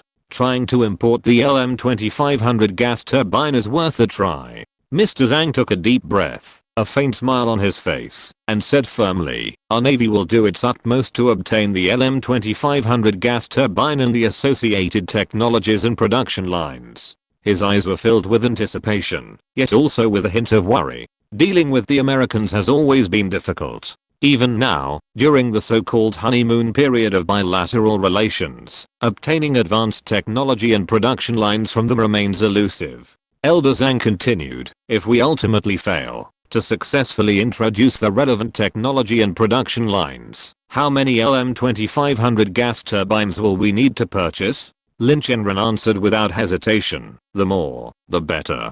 Based on the configuration of 4 LM2500 gas turbines per Aegis missile destroyer, plus 1 spare unit per ship, we'll need to purchase more than 20. But if we don't succeed with Russia, your Navy can negotiate with the Americans. At this point, Lin Chenran's lips curled up slightly, revealing a confident smile. These were two options, A and B. If Russia didn't work, then we'd go to the Americans. It's always better to be prepared. No problem, we'll prepare in advance. If you don't succeed, then our Navy will initiate negotiations with the Americans regarding the purchase of LM2500 gas turbines and the introduction of technology and production lines. Elder Zhang was very satisfied with Lin Chenran's approach. He not only proposed the main plan, but also considered possible problems and prepared backup plans. Power output components have always been a difficult problem that has plagued the development of the Yan State military. Whether it's the aviation heart engine of an aircraft or the power output turbine of a warship, they all face the dilemma of being stuck. Even tank engines have always been outdated. If the 077 machinery and military factory hadn't imported the 760 horsepower 4-stroke V-shaped 12-cylinder V46 diesel engine from the Russian Bear, China's new main battle tanks would probably still use outdated tank engines. This is very frustrating. Lin Chenran had to go back to the 077 machinery and military factory and make some preparations. A business trip to the Russian Bear And this business trip was also aimed at the gas turbines in the hands of the Russian bear. Lin Chenran had just returned to the office at the 077 Machinery and Military Factory in Linjiang Province. Song Xian pushed open the office door. "Mr. Song, come this way." Lin Chenran warmly invited him to sit on the sofa. He asked his assistant Xiao Liang to pour Song Xian a cup of hot tea. Then Lin Chenran started to complain bitterly. "Mr. Song, our 077 machinery arsenal suffered a direct loss when we attended the seminar on the Navy's new missile destroyer. We were directly kicked into a trap by Mr. Zhang. I even suspect that Mr. Zhang asked me to attend the seminar on the Navy's new missile destroyer because he wanted us to take over the 704 shipyard and then let us develop it." The more Lin Chenran thought about it, the more he felt this way. Use the funds of the 077 machinery arsenal to develop the 704 shipyard. Whether it is the Navy, the Army, or the Air Force, they are all targeting the 077 machinery arsenal. They want to cooperate with each other to develop themselves. The main reason is that the 077 machinery arsenal is well funded. Song Xian smiled slightly and did not express his opinion because he knew that Lin Chenran was just complaining. But he was so happy in his heart that he was flying. The 077 machinery arsenal absorbed the 704 shipyard, making it grow rapidly. Lin Chenran saw that Song Xian did not respond to him. He felt embarrassed. "You understand, I understand, and we all understand."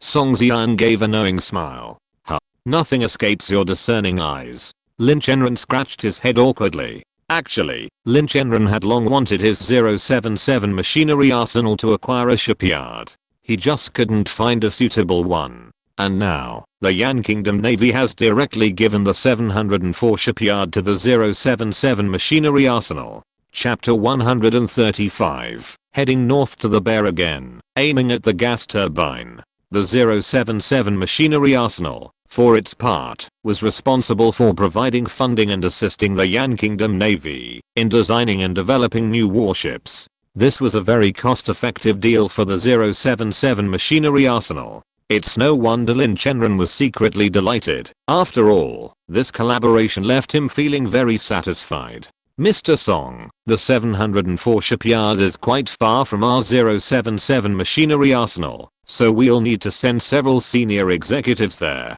Do you have any suitable candidates?" Lin Chenran asked Song Xian. Song Xian then listed the names of several senior executives from the 077 machinery arsenal, and Lin Chenran agreed. "Mr. Song, then you can arrange it," Lin Chenran said. "The 704 shipyard will become a vital component of our factory and must be strictly supervised," Lin Chenran emphasized. Due to the distance, stronger supervision and management were indeed necessary. "I'll emphasize to them that this concerns the interests of our entire 077 machinery arsenal, and they'll take it seriously." Song Xian understood the stakes, so he would discuss these matters with the senior executives. Then Lin Chenran continued, "Mr. Song, in a week, I will continue to go north to the Russians." Song Xian asked with a puzzled look, "Go north to the Russians?" Lin Chenran smiled, then explained, "Go north to the Russians to see how the international trade of our 077 machinery arsenal is developing, and I want to find some new things from them." He paused, and then said, "The main thing is to see if there is a chance to obtain gas turbines from the Russians. You also know that the Aegis missile destroyers are in short supply of gas turbines." Song Xian nodded in sudden realization. Although the Aegis missile destroyers in the parallel world use the Eagle Source LM-2500 gas turbines, but we can't pin all our hopes on it.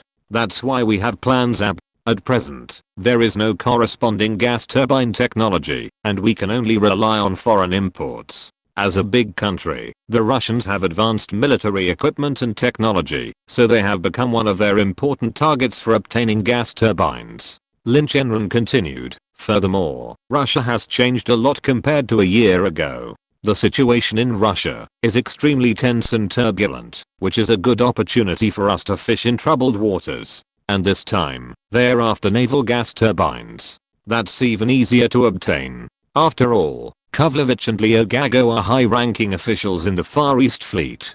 Time flew by like a fleeting horse, vanishing in the blink of an eye. Lin Chenran, leading several executives from the 077 machinery and arsenal, embarked on a journey to the northern Russia. After a long journey, they finally arrived in Vladivostok. Lin Chenran immediately held a brief but important meeting with the executives in charge of the international trade route between Yan and Russia. This meeting provided him with a deeper understanding of the lucrative profits his 077 machinery and arsenal had reaped from this international trade route. It also provided him with a clearer understanding of the current situation in Russia. As Lin Chenran had predicted, the situation in Russia was growing increasingly tense, with various destabilizing factors constantly emerging.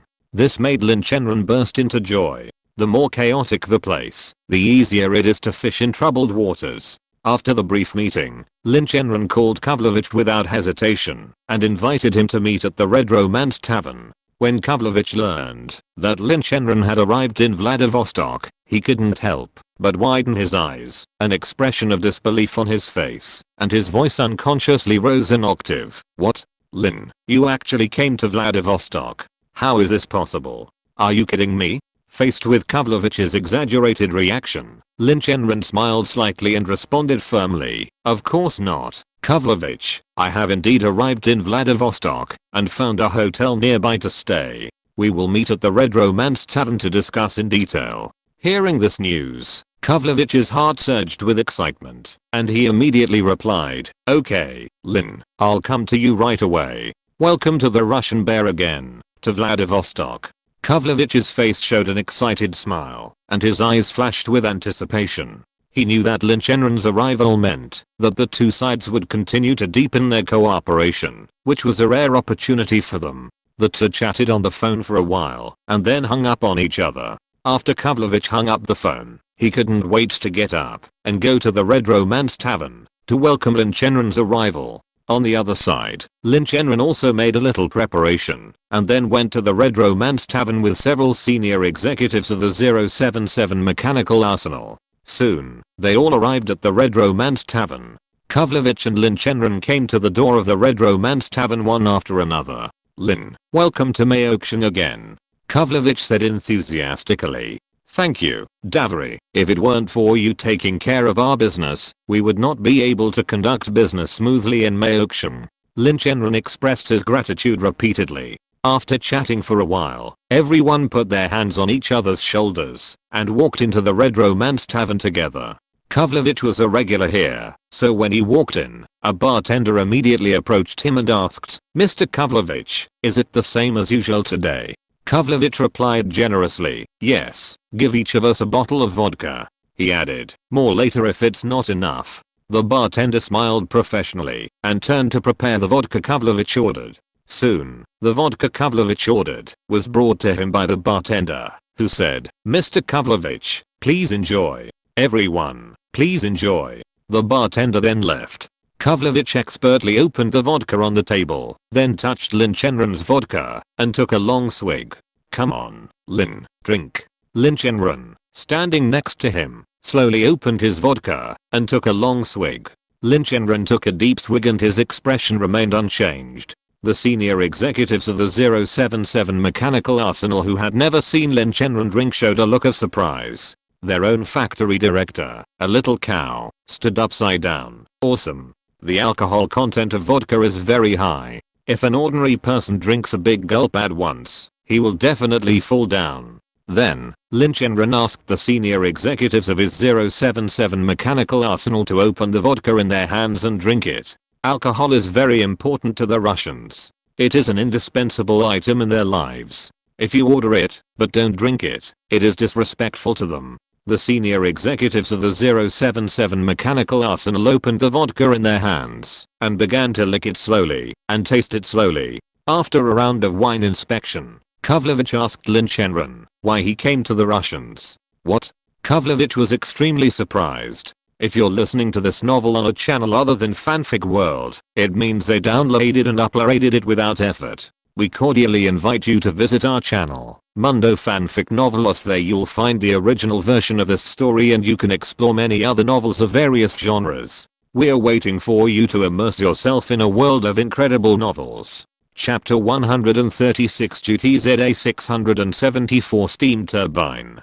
Kavlovich's eyes widened, and he turned around in surprise, looking at the smiling Lin Chenran beside him in disbelief. He never thought that Lin Chenran would tell him so directly that he wanted the technology and production line of gas turbines. Couldn't the 760 horsepower 4-stroke V12 cylinder V46 diesel engine last time satisfy Lin Chenran's appetite? Although he was surprised, in Kavlovich's eyes, there was nothing in the technology and military products of the Bear Country that could not be sold. Especially for people like him, profit is the most important. As long as the price is right, everything can be negotiated.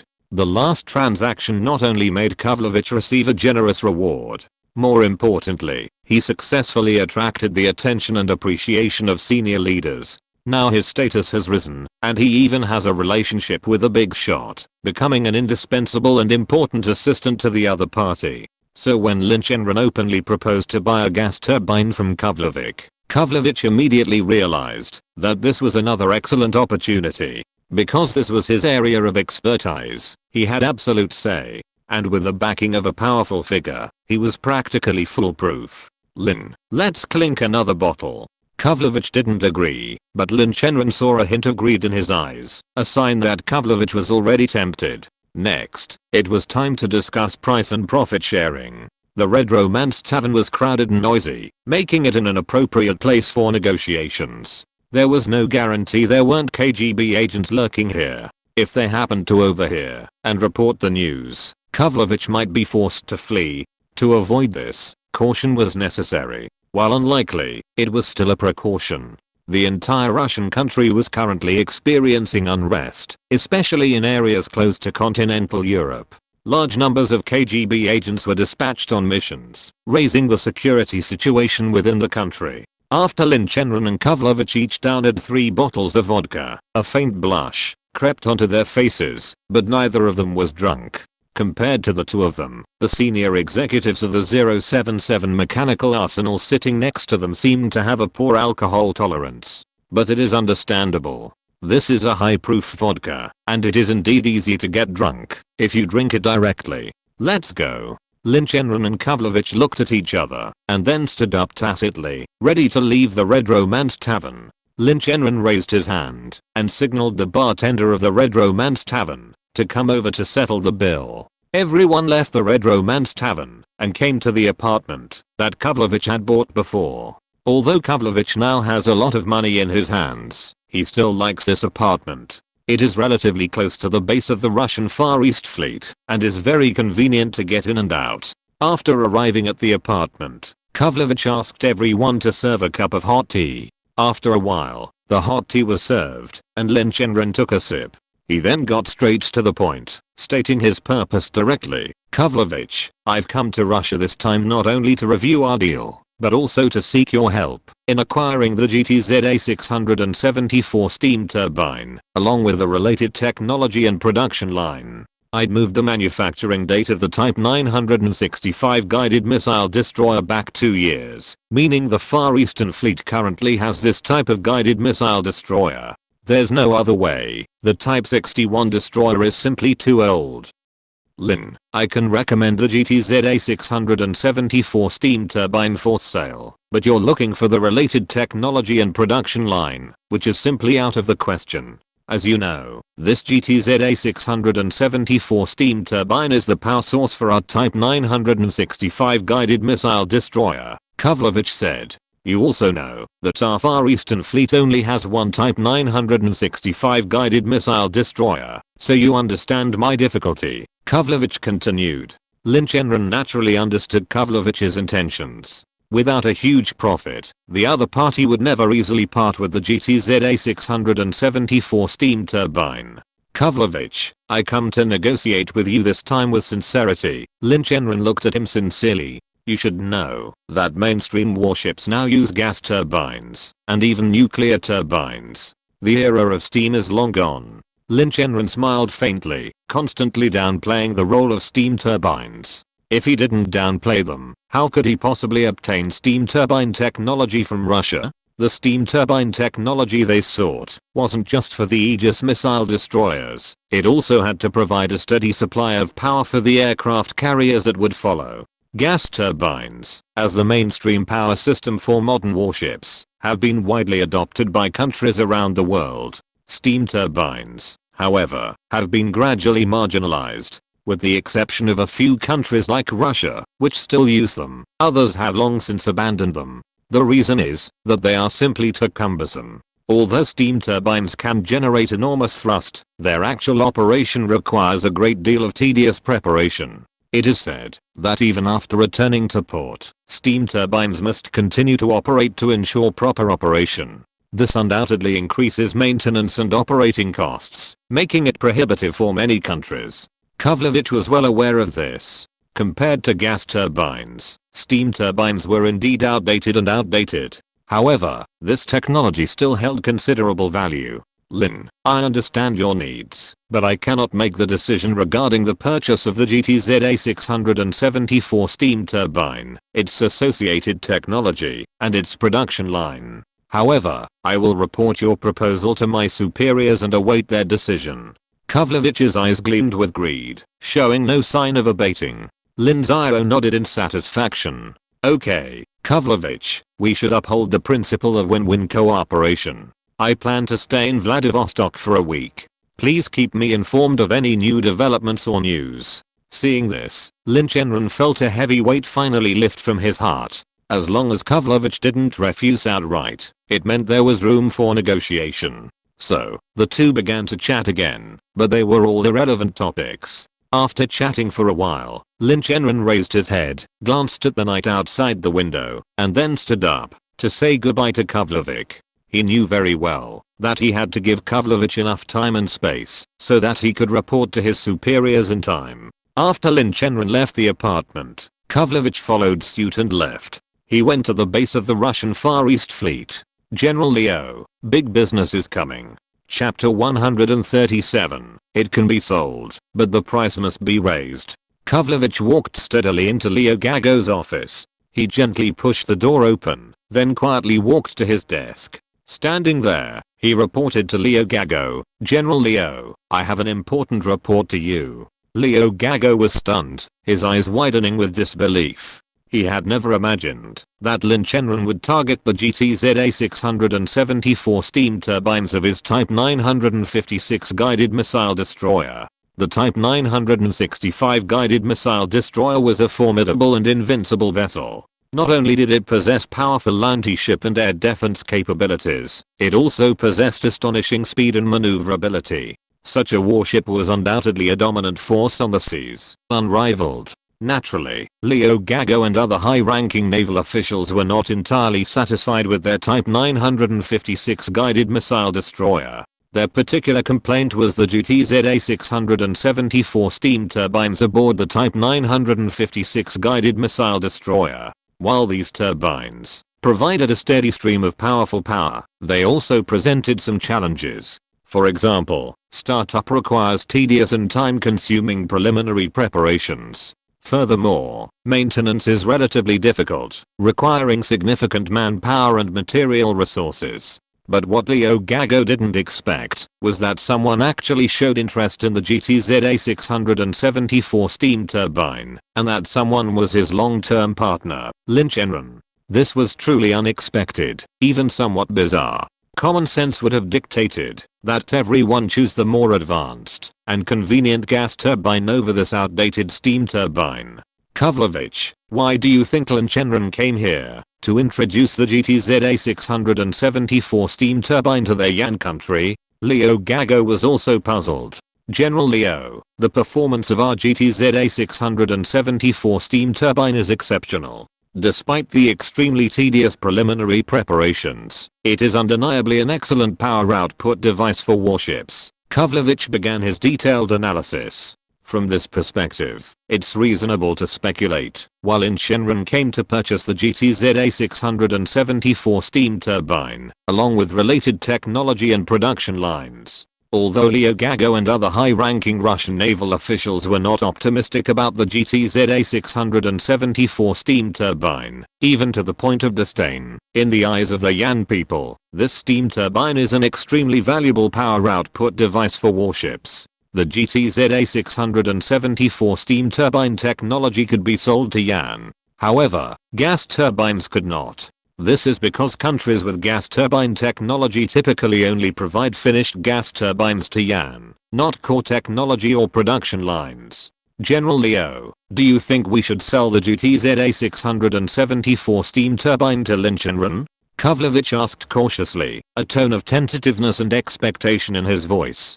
Kavlovich waited quietly for Leo Gago's order. Although his eyes were focused and determined, his heart was filled with conflict and struggle. Kavlovich hoped to sell the GTZA674 steam turbine to Lin Chenran and receive a substantial fee. Leo Gago, standing nearby, was lost in thought, his brow furrowed slightly, his gaze fixed deeply into the distance. After a moment's reflection, he slowly spoke, "It's possible to sell it, but the price must be raised. This GTZA674 steam turbine is a backward product in China. For the sake of the country, the selling price cannot be low. If conditions permit, we will also need to sell several finished GTZA674 steam turbines to Lin Chenran to increase the overall price." Leo Gago, seeing this rare opportunity to cut off Lin Chenran, would certainly not hold back. He felt that Lin Chenran would definitely agree to this for the sake of the GTZA674 steam turbine technology and production line. Kavlovich was shocked by Leo Gago's greed. Kavlovich couldn't help but sigh. He originally thought that he was greedy enough, but he didn't expect that Leo Gago was even more greedy than himself. He thought to himself, "It's you after all, Leo Gago." After thinking for a while, Kavlovich quickly responded, "Okay, General Leo, I will do my best to make this happen." Although Lin Chenran made huge profits through the international arbitrage business between Yan country and the Russian bear, but if the price of the GTZA674 steam turbine is too high, Lin Chenran will find it difficult to afford such a high cost. Kavlovich needs to find a balance point. It can make Lin Chenran feel that the price of the GTZA674 steam turbine is not too expensive, and it can also make him and the big backers behind him make a lot of money. Kavlovich directly set the price of 2 sets of GTZA674 steam turbines, as well as related technologies and production lines at $300 million. What? $300 million? Kavlovich, did you say that wrong, or did I hear you wrong? Lin Chenran was shocked when he heard Kavlovich's price for the GTZA674 steam turbine. The price was too high. It was obvious that he wanted to take advantage of Lin Chenran. "Lin, I had to persuade General Leo and the senior executives behind him to agree to sell you the technology and production line related to the GTZA674 steam turbine." Kavlovich pretended to be very embarrassed. "No, Kavlovich, the price of the GTZA674 steam turbine is too expensive. I simply can't come up with such a huge amount of money. Also, if it was the advanced gas turbine you have, I would be willing to buy it at all costs for $300 million. But the GTZA674 steam turbine is not worth that price." Lin Chenran directly refused to spend $300 million to purchase the technology and related production line of the GTZA674 steam turbine. No, Lin. $300 million is enough to buy the GTZA674 steam turbine technology and production line, which is a very good deal. Kavlovich insisted on $300 million. But Lin Chenran clearly disagreed and directly stated his desired price. "I'll only offer $120 million at most, and I'll have to borrow some of that." $120 million?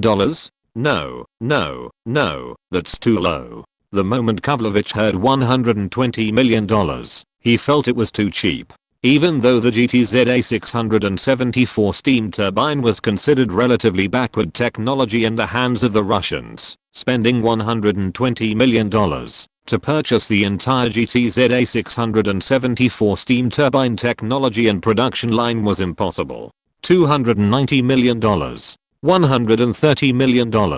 Lin Chenran and Kavlovich argued like vendors at a market. This was a negotiation involving hundreds of millions of dollars. As long as Kavlovich could negotiate a high price, he would not only gain a reward, but also let the Russian Navy's top brass see his strength. Lin Chenran, on the other hand, must have been hoping for the lowest price possible, so he could solve a big problem with a small price. After the two of them had a friendly negotiation, the price was finally set at Chapter 138, $1.8 billion to acquire advanced steam turbine technology and production line. After intense negotiations and careful consideration, the final price for the two GTZA674 steam turbines, along with the associated technology and production lines, was $180 million. This was a substantial sum, but for Lin Chenran, it was within his means. Of this, $80 million would be paid directly to Kavlovich and his team in cash. The remaining $100 million would be exchanged for light industrial goods. Kavlovich and his team knew that, while selling these goods domestically would yield a slower return on investment, the potential profit would be far greater than the $100 million. Within Russia, there was a vast market for light industrial goods, potentially generating returns several times the cost. As for the $80 million, a portion would be allocated to the GTZA674 Steam Turbine Design Bureau as a token of gratitude for their hard work. Of course, the majority of the proceeds would go directly into the pockets of the Russian Navy's top brass. This transaction involved a significant amount of capital, and all parties were eager to secure a share of the profits. As the middleman, Kavlovich was undoubtedly one of the biggest beneficiaries. He had successfully facilitated this significant transaction and reaped a lucrative reward. In addition, his outstanding performance also earned him the attention and appreciation of the Navy's top brass. In general, this transaction was a win-win situation. Both parties benefited. Lin Chenran obtained the advanced GTZA674 steam turbine technology and production line, which enabled Yan country to obtain advanced steam turbine technology and production lines. It promoted the development of the entire Yan country navy. Kavlovich and others gained considerable economic benefits, while also consolidating their positions in the military, and received strong support from the top brass of the Russian Navy. After signing the contract, Lin Chenran suppressed his excitement and shook hands with Kavlovich with a smile. "Thank you for your support, Davary." Lin Chenran expressed his gratitude sincerely. "Lin, we will benefit from each other. If you need any technology in the future, as long as it can be exported, we guarantee to get it for you." Kavlovich patted his chest and answered affirmatively. It seemed that the technology in the hands of the Russian bear, Kavlovich, and the forces behind him could get it. Lin Chenran jokingly said, "Kavlovich, please at least give me some money back. Purchasing the GTZA674 steam turbine technology and production line has drained my entire family's savings, and I'm even going to have to borrow money from the bank. If you weren't willing to let me trade, I don't know where I'd raise so much money."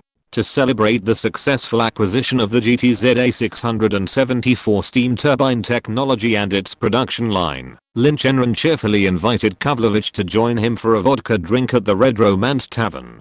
He declared enthusiastically, "All you can eat." This undoubtedly excited Kavlovich. A golden glint flashed in his eyes. Achieving vodka freedom would be a wonderful thing. Lin Chenran revealed an important piece of news. Tomorrow he would leave Russia and embark on his journey back to Yan country. Although it was rushed, his mission was accomplished, so there was no need to stay in Russia. The trip had gone incredibly smoothly. He had negotiated the necessary technology in no time. The original plan was to spend a week communicating and negotiating with the Russian side and resolving the issue of introducing the GTZA674 steam turbine technology and production line. In less than 3 days, everything was successfully negotiated. Such efficient progress is truly incredible. As night fell, Lin Chenran and Kavlovich enjoyed the happy time brought by vodka in the Red Romantic Tavern. While tasting the fine wine, they talked about the bright prospects of cooperation.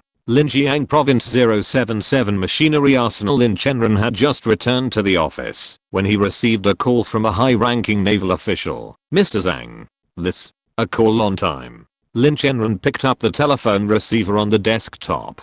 Lin Chenran heard a hearty laugh. "Lin boy, I didn't expect you to obtain the GTZA674 steam turbine technology and production line from the Russians so quickly." Mr. Zhang was very satisfied with Lin Chenran's speed. "This is really awesome. In less than a month, The power output of the Aegis missile destroyer was solved.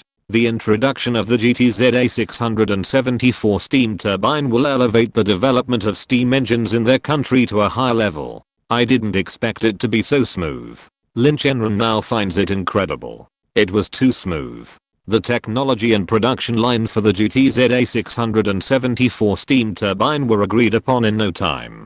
Then, old Zhang slowly asked, Lin, now that we have the GTZA-674 steam turbine, do we still want to introduce the LM2500 gas turbine? According to the thinking of the Yan Kingdom Navy's top brass, since the 077 machinery arsenal has introduced the entire set of GTZA-674 steam turbine technology and production lines into the country, why should they spend a huge amount of money to purchase the Eagle Source's LM2500 gas turbine? Import? Why not? If it's a purchase, we can buy it, but let's discuss whether we can introduce the gas turbine technology. Lin Chenran certainly knew the Yan Kingdom Navy's thinking. Use it first if it's useful. In terms of power output, the GTZA-674 steam turbine is not inferior to the LM2500 gas turbine.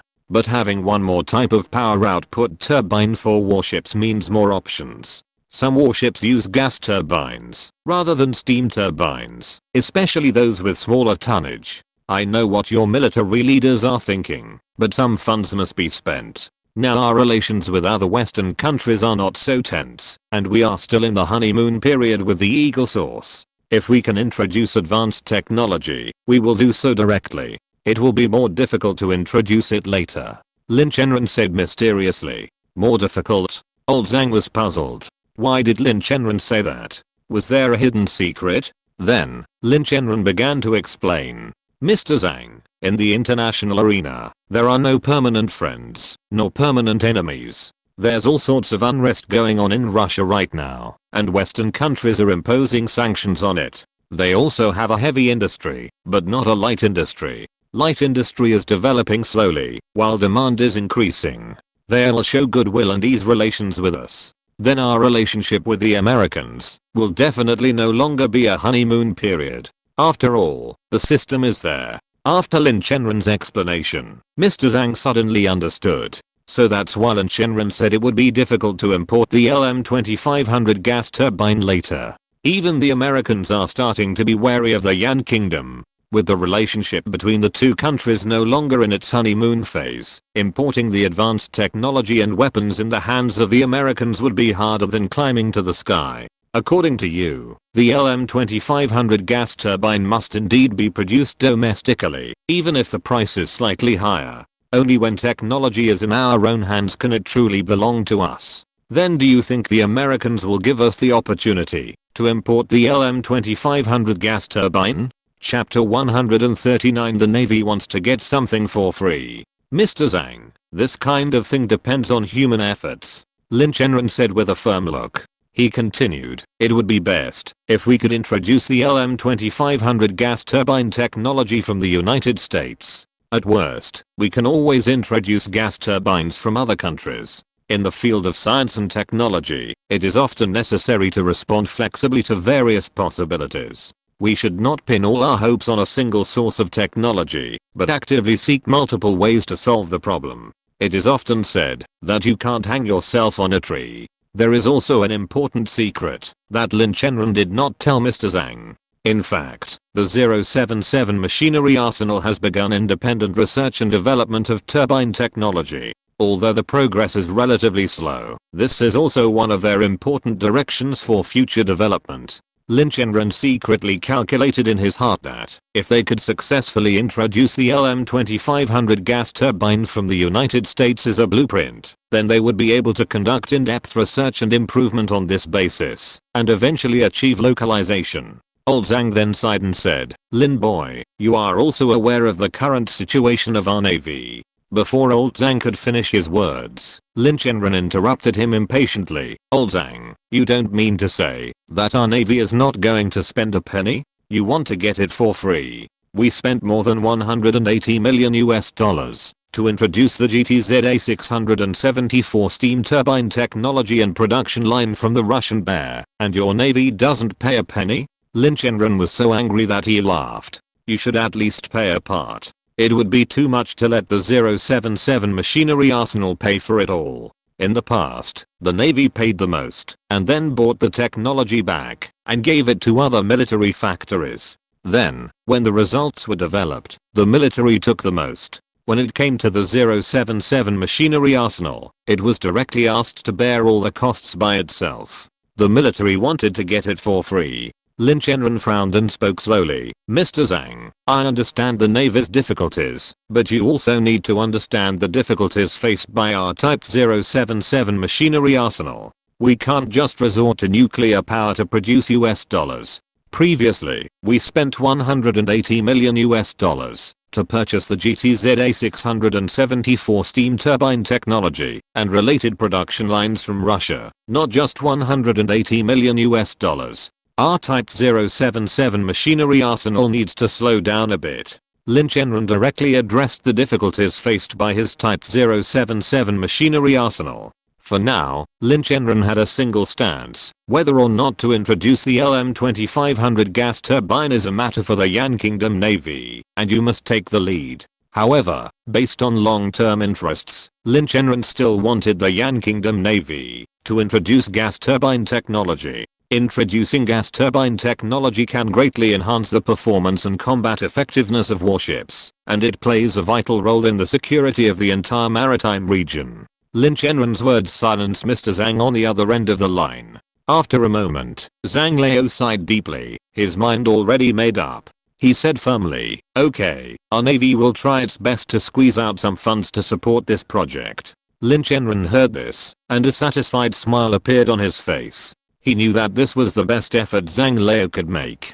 It was also the best effort made by the Yan Kingdom Navy. There was no way. The Yan Kingdom Navy was now penniless. Apart from the necessary strategic materials, it didn't even have a decent modern warship. If it weren't for the 077 machinery arsenal transfusion to the Yan Kingdom military behind the scenes, the Navy might not have been able to request the design, development, and manufacture of missile destroyers. Lin Chenran continued, gas turbine technology is vital to our country. Even if it is not applied to warships, it still has a wide range of uses in other fields. In power generation and oil development, gas turbines have unique advantages that can improve energy efficiency and reduce costs. No matter what, it will not be a loss. Time flies, passing by like a flash. A month and a half passed in a flash, as if it only happened in an instant. Lin Chenran and others came to the 704 shipyard again. The purpose of their visit this time was to witness with their own eyes the design drawings of the Aegis missile destroyer independently designed and developed by the 704 shipyard. Lin Chenran personally welcomed the arrival of the senior naval officials of Yan State in front of the complex building of the 704 shipyard. When the senior naval officials of Yan State arrived, Lin Chenran warmly stepped forward and shook hands with them one by one. He then led a group of people into the conference room of the 704 shipyard and asked Pan Zuming, the chief designer of the Aegis missile destroyer, to come on stage to introduce the missile destroyer in detail.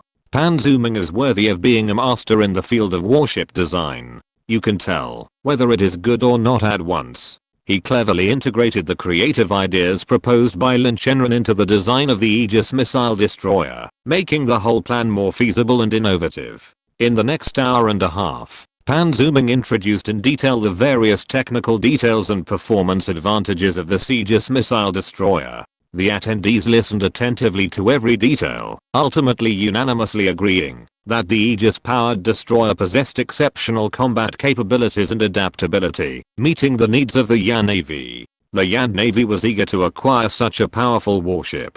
They eagerly anticipated its swift deployment, demonstrating its formidable capabilities at sea and safeguarding the nation's maritime security. Shortly thereafter, the Yan Navy officially announced that the 704 shipyard's Aegis-powered destroyer had won the competition for a new missile destroyer design. This news immediately sent shockwaves through the domestic shipbuilding industry, surprising many shipyard executives. They hadn't expected the 704 shipyard, a near-bankrupt shipyard, to triumph in the design competition for a new missile destroyer. Some shipyard leaders, suspecting a conspiracy, flocked to the Navy to investigate. Upon viewing the Aegis-powered destroyer's design schematics and several advanced specifications, they were stunned. The difference between their shipyard's design and the others was a stark contrast. One was worlds apart. There was simply no comparison. The 704 shipyard relied on its strength to obtain the order for the new missile destroyers from the Yan Kingdom Navy. It was not the Yan Kingdom Navy that specifically gave the order to the 704 shipyard.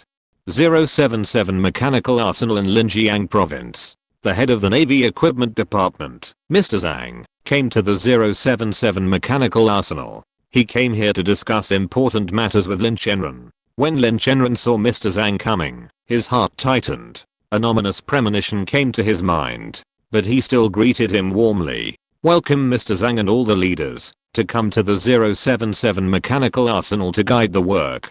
Lin Chenran directly arranged for a group of senior naval officials to come to the conference room. After a while of chatting, Mr. Zhang stated the purpose of this trip. Lin Chenran and the senior executives of the 077 Mechanical Arsenal were instantly surprised when they heard this. What? Eagle Source needs. Chapter 140. 077 Mechanical Arsenal. I'm still too comprehensive. The Eagle Source wants the Apocalypse tank and the armored steel formula. Lin Chenran shouted in shock. He never expected that the Eagle Source would be so greedy and directly ask for the formula of the basalt special steel. Mr. Zhang, if the Eagle Source needs the Apocalypse tank, we can still squeeze out some, but the formula of the basalt special steel must not be given. Lin Chenran refused without hesitation. Compared with gas turbine technology, the country's own basalt special steel is more precious and must be kept strictly confidential. During the period when the Apocalypse tank was popular, agents from various countries poured into the country, trying to find the production and manufacturing factory of the Apocalypse tank and the manufacturing location of the basalt special steel. The 077 Mechanical Arsenal was also harassed by agents, but fortunately, these attempts were discovered and stopped in time by the staff in the factory and the soldiers stationed outside. Mr. Zhang naturally understood how unreasonable this request was. However, the Eagle Source side was determined and insisted on obtaining the basalt special steel formula held by the 077 Mechanical Arsenal. If it's anything else, we can give it away in exchange, but the formula for the Zuanwu special steel, absolutely not.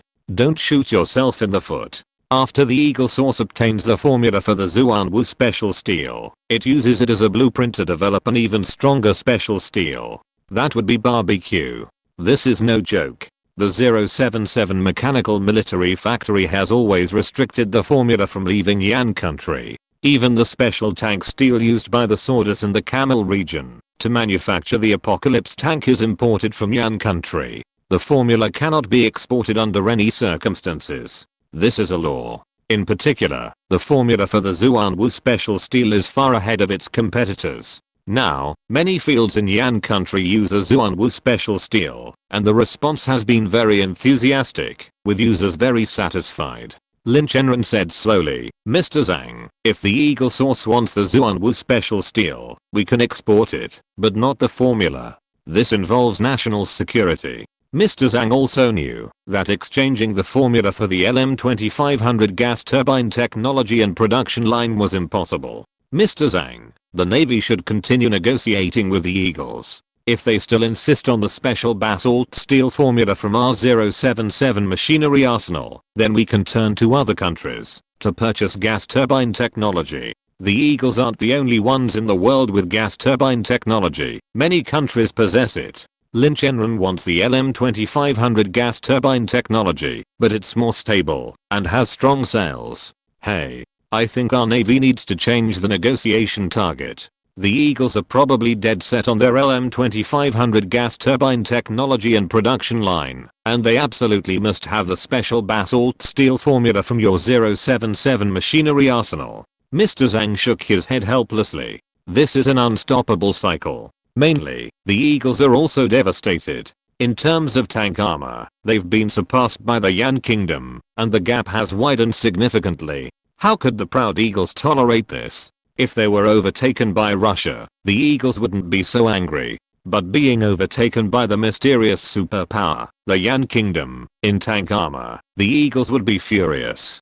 The Eagles secretly acquired an Apocalypse tank from Saudi Arabia in the Camel region and began researching the special basalt steel used in its armor. However, they were unable to obtain the data and formula they sought. Even reverse engineering proved ineffective. This was unbearable for the ever-proud Eagle. A group of Eagle material science experts exclaimed, "Impossible. Why couldn't they even reverse engineer the tank?" Later, the Yan Kingdom Navy wanted to purchase the LM-2500 gas turbine technology and production line from the Eagles. The Eagles said they would purchase the technology, but they would need the special basalt steel formula in exchange. This prompted a visit from the Yan Kingdom Navy's senior officers to the 077 machinery arsenal to discuss countermeasures.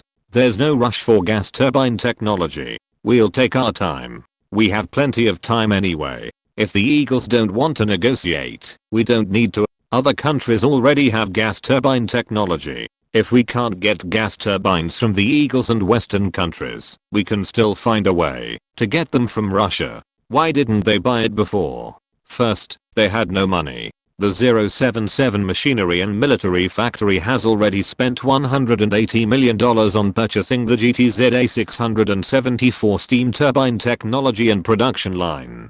Even if they had the money, they couldn't spend it all at once to buy gas turbine technology from Russia. They'd have to pretend to be broke in front of Russia, or they'd risk being ripped off. Secondly, the target is too ambitious. Having already purchased the GTZA 674 steam turbine technology and production line, they now need to acquire gas turbine technology. The target is too ambitious. Kavlovich and the executives behind him certainly wouldn't sell both technologies and production lines simultaneously, even if the profit margins were higher. While profits would increase, the risks would multiply. Kavlovich and the forces behind him wouldn't want to be targeted by KGB agents back home. Lin Chenran shared an exciting news with Mr. Zhang. "We at the 077 machinery and military factory are also conducting research on gas turbine technology. Of course, the current progress is a bit slow. We originally planned to purchase LM-2500 gas turbine technology for reference." "What? Your 077 machinery and military factory is also conducting gas turbine research?" Mr. Zhang genuinely didn't expect the 077 machinery and military factory to be so comprehensive. Even gas turbine technology can be researched. It's just so. The progress is a bit slow. I originally wanted to ask the Navy to introduce the LM-2500 gas turbine as a blueprint to speed up our research. Lin Chenran curled his lips and said nonchalantly. It seemed that researching gas turbines at the 077 mechanical arsenal was a relatively simple matter. "You kid. Are you arrogant?" Seeing this, old Zhang stretched out his finger and pointed at Lin Chenran, scolding him. "Don't be arrogant. Anyway, it would be best if we can reach an agreement with the Eagle source. If we can't reach an agreement, that doesn't matter. We just need to find gas turbine technology that is not too backward, and the research and development progress of our 077 mechanical arsenal will be much faster." Lin Chenran said solemnly. "Without Butcher Zhang, there will be no pork to eat? You must be kidding. If the east is dark, the west will be bright. The Eagle source wants the special formula of Zhuanwu steel? Don't even think about it." Then, Lin Chenran discussed the application of the GTZA 674 steam turbine with old Zhang. In fact, it is similar to the LM-2500 gas turbine, capable not only of powering warships, but also of generating electricity in developing applications. The primary purpose of introducing the GTZA 674 steam turbine is to power the company's Aegis missile destroyers and the aircraft carriers to follow. While steam turbines have many drawbacks, they can provide a significant amount of power and are a crucial power output device for aircraft carriers. Excess steam power can be used for aircraft catapults. Chapter 141 077 Mechanical Arsenal. I'm still too comprehensive. The Eagle source wants the Apocalypse tank and the armored steel formula. Lin Chenran shouted in shock. He never expected that the Eagle source would be so greedy and directly ask for the formula of the basalt special steel. "Mr. Zhang, if the Eagle source needs the Apocalypse tank, we can still squeeze out some, but the formula of the basalt special steel must not be given." Lin Chenran refused without hesitation. Compared with gas turbine technology, the country's own basalt special steel is more precious and must be kept strictly confidential. During the period when the Apocalypse tank was popular, agents from various countries poured into the country, trying to find the production and manufacturing factory of the Apocalypse tank and the manufacturing location of the basalt special steel. The 077 mechanical arsenal was also harassed by agents, but fortunately, these attempts were discovered and stopped in time by the staff in the factory and the soldiers stationed outside. Mr. Zhang naturally understood how unreasonable this request was. However, the Eagle Source side was determined and insisted on obtaining the basalt special steel formula held by the 077 mechanical arsenal. If it's anything else, we can give it away in exchange, but the formula for the Zuanwu special steel, absolutely not.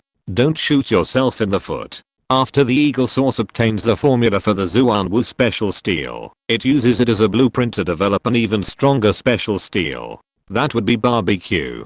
This is no joke. The 077 mechanical military factory has always restricted the formula from leaving Yan country. Even the special tank steel used by the Swordas in the Camel region to manufacture the Apocalypse tank is imported from Yan country. The formula cannot be exported under any circumstances. This is a law. In particular, the formula for the Zuanwu special steel is far ahead of its competitors. Now, many fields in Yan country use a Zuanwu special steel, and the response has been very enthusiastic, with users very satisfied. Lin Chenran said slowly, Mr. Zhang, if the Eagle Source wants the Zuanwu special steel, we can export it, but not the formula. This involves national security. Mr. Zhang also knew that exchanging the formula for the LM2500 gas turbine technology and production line was impossible. Mr. Zhang, the Navy should continue negotiating with the Eagles. If they still insist on the special basalt steel formula from our 077 machinery arsenal, then we can turn to other countries to purchase gas turbine technology. The Eagles aren't the only ones in the world with gas turbine technology. Many countries possess it. Lin Chenran wants the LM2500 gas turbine technology, but it's more stable and has strong sales. Hey, I think our Navy needs to change the negotiation target. The Eagles are probably dead set on their LM2500 gas turbine technology and production line, and they absolutely must have the special basalt steel formula from your 077 machinery arsenal. Mr. Zhang shook his head helplessly. This is an unstoppable cycle. Mainly, the Eagles are also devastated. In terms of tank armor, they've been surpassed by the Yan Kingdom, and the gap has widened significantly. How could the proud Eagles tolerate this? If they were overtaken by Russia, the Eagles wouldn't be so angry. But being overtaken by the mysterious superpower, the Yan Kingdom, in tank armor, the Eagles would be furious. The Eagles secretly acquired an Apocalypse tank from Saudi Arabia in the Camel region, and began researching the special basalt steel used in its armor. However, they were unable to obtain the data and formula they sought. Even reverse engineering proved ineffective. This was unbearable for the ever-proud Eagle. A group of Eagle material science experts exclaimed, impossible. Why couldn't they even reverse engineer the tank? Later, the Yan Kingdom Navy wanted to purchase the LM2500 gas turbine technology and production line from the Eagles. The Eagles said they would purchase the technology, but they would need the special basalt steel formula in exchange. This prompted a visit from the Yan Kingdom Navy senior officers to the 077 machinery arsenal to discuss countermeasures. There's no rush for gas turbine technology. We'll take our time. We have plenty of time anyway. If the Eagles don't want to negotiate, we don't need to. Other countries already have gas turbine technology. If we can't get gas turbines from the Eagles and Western countries, we can still find a way to get them from Russia. Why didn't they buy it before? First, they had no money. The 077 machinery and military factory has already spent $180 million on purchasing the GTZA 674 steam turbine technology and production line. Even if they had the money, they couldn't spend it all at once to buy gas turbine technology from Russia. They'd have to pretend to be broke in front of Russia, or they'd risk being ripped off. Secondly, the target is too ambitious. Having already purchased the GTZA 674 steam turbine technology and production line, they now need to acquire gas turbine technology. The target is too ambitious.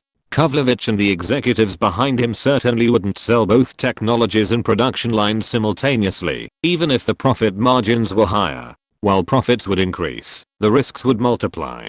Kavlovich and the forces behind him wouldn't want to be targeted by KGB agents back home. Lin Chenran shared an exciting news with Mr. Zhang. We at the 077 Machinery and Military Factory are also conducting research on gas turbine technology. Of course, the current progress is a bit slow. We originally planned to purchase LM2500 gas turbine technology for reference. What? Your 077 Machinery and Military Factory is also conducting gas turbine research. Mr. Zhang genuinely didn't expect the 077 Machinery and Military Factory to be so comprehensive. Even gas turbine technology can be researched. It's just so. The progress is a bit slow. I originally wanted to ask the Navy to introduce the LM2500 gas turbine as a blueprint to speed up our research. Lin Chenran curled his lips and said nonchalantly. It seemed that researching gas turbines at the 077 mechanical arsenal was a relatively simple matter. You kid. Are you arrogant? Seeing this, old Zhang stretched out his finger and pointed at Lin Chenran, scolding him. Don't be arrogant. Anyway, it would be best if we can reach an agreement with the Eagle source. If we can't reach an agreement, that doesn't matter. We just need to find gas turbine technology that is not too backward, and the research and development progress of our 077 mechanical arsenal will be much faster. Lin Chenran said solemnly. Without Butcher Zhang, there will be no pork to eat. You must be kidding. If the east is dark, the west will be bright. The Eagle source wants the special formula of Zhuanwu steel. Don't even think about it. Then, Lin Chenran discussed the application of the GTZA 674 steam turbine with old Zhang. In fact, it is similar to the LM2500 gas turbine, capable not only of powering warships, but also of generating electricity and developing applications. The primary purpose of introducing the GTZA 674 steam turbine is to power the company's Aegis missile destroyers and the aircraft carriers to follow. While steam turbines have many drawbacks, they can provide a significant amount of power and are a crucial power output device for aircraft carriers. Excess steam power can be used for aircraft catapults.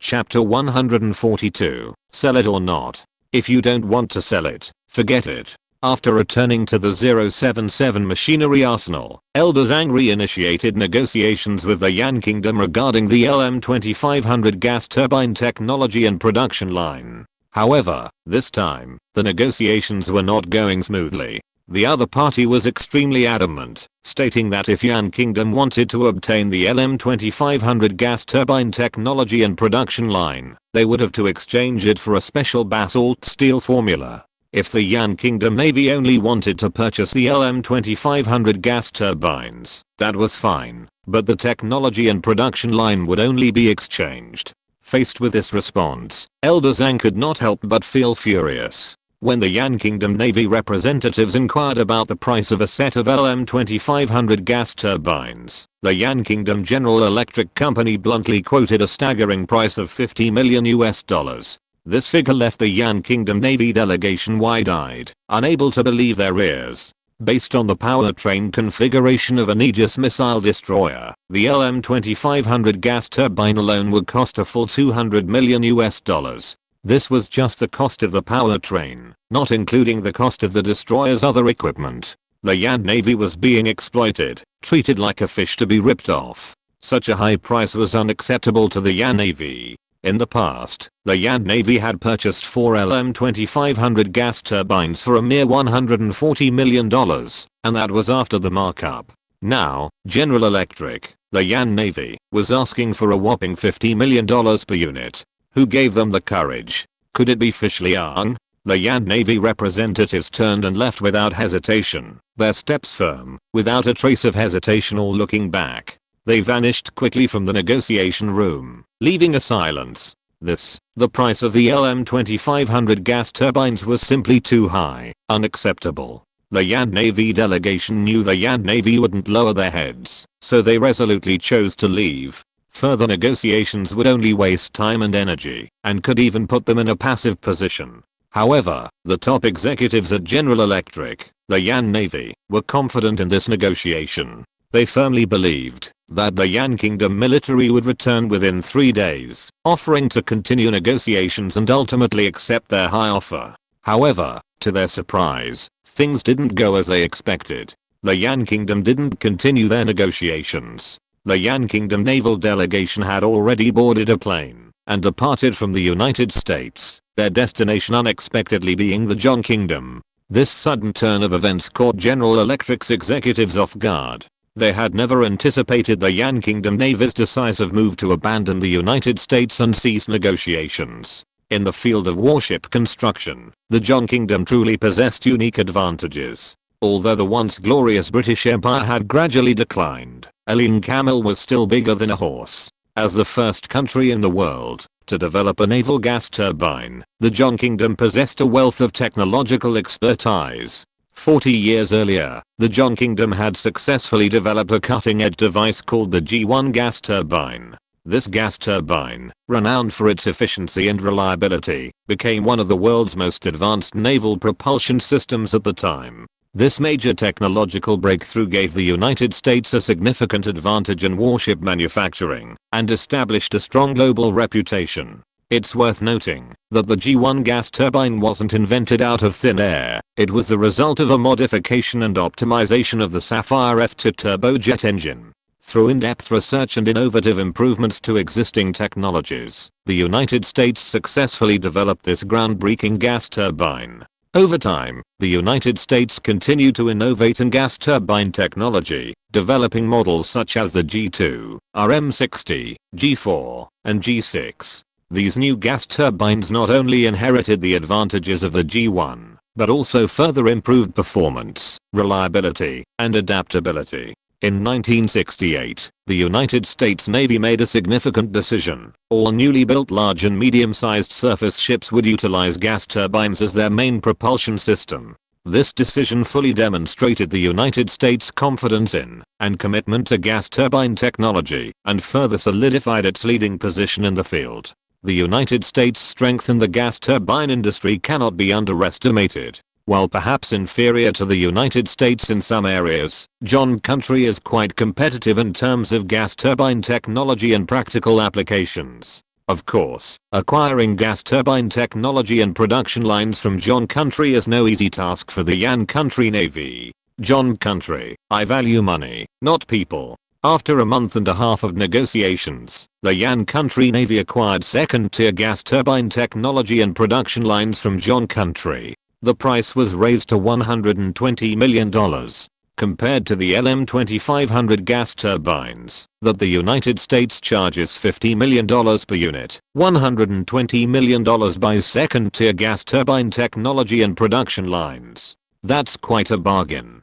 Zhong country's gas turbine technology has been developed generation after generation. The Yan country Navy doesn't believe they can't leverage gas turbine technology to further develop it. Of course, half of the $120 million was paid for by the 077 machinery arsenal. It can't be helped, given the Navy's impoverished finances. $60 million is already the Yan country Navy's limit. They are really poor. Lin Chenran felt that it was worthwhile to spend $120 million to introduce relatively advanced gas turbine technology and production lines. With the technology, the Yan Kingdom Navy can also produce a batch of gas turbines and sell them to other countries.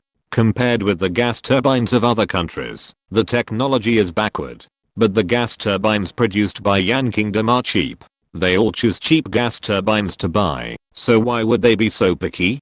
Time flies by like a white horse passing by. 3 months passed in a flash. Mr. Wei, the head of the Yan Kingdom's Army Equipment Department, Mr. Zhang, the head of its own Navy Equipment Department, and senior military officials of Yan Kingdom gathered at the 077 machinery arsenal. Representatives from the Saudi Kingdom in the Camel region were also invited by Lin Chenran to the 077 machinery arsenal. That's right, the 077 machinery arsenal has made a major breakthrough in the Chinook heavy helicopter project that imitates the Eagle source. The first imitated Chinook heavy helicopter is about to begin flight tests.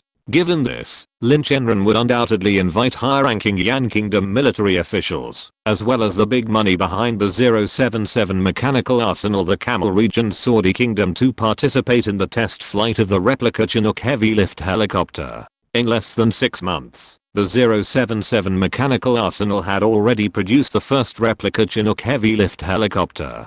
This speed astounded everyone. This one chapter under review. It'll be released soon. If you're listening to this novel on a channel other than Fanfic World, it means they downloaded and uploaded it without effort. We cordially invite you to visit our channel, Mundo Fanfic Novelos. There you'll find the original version of this story and you can explore many other novels of various genres. We're waiting for you to immerse yourself in a world of incredible novels. Chapter 143, The Birth of the Z-20 Heavy Helicopter.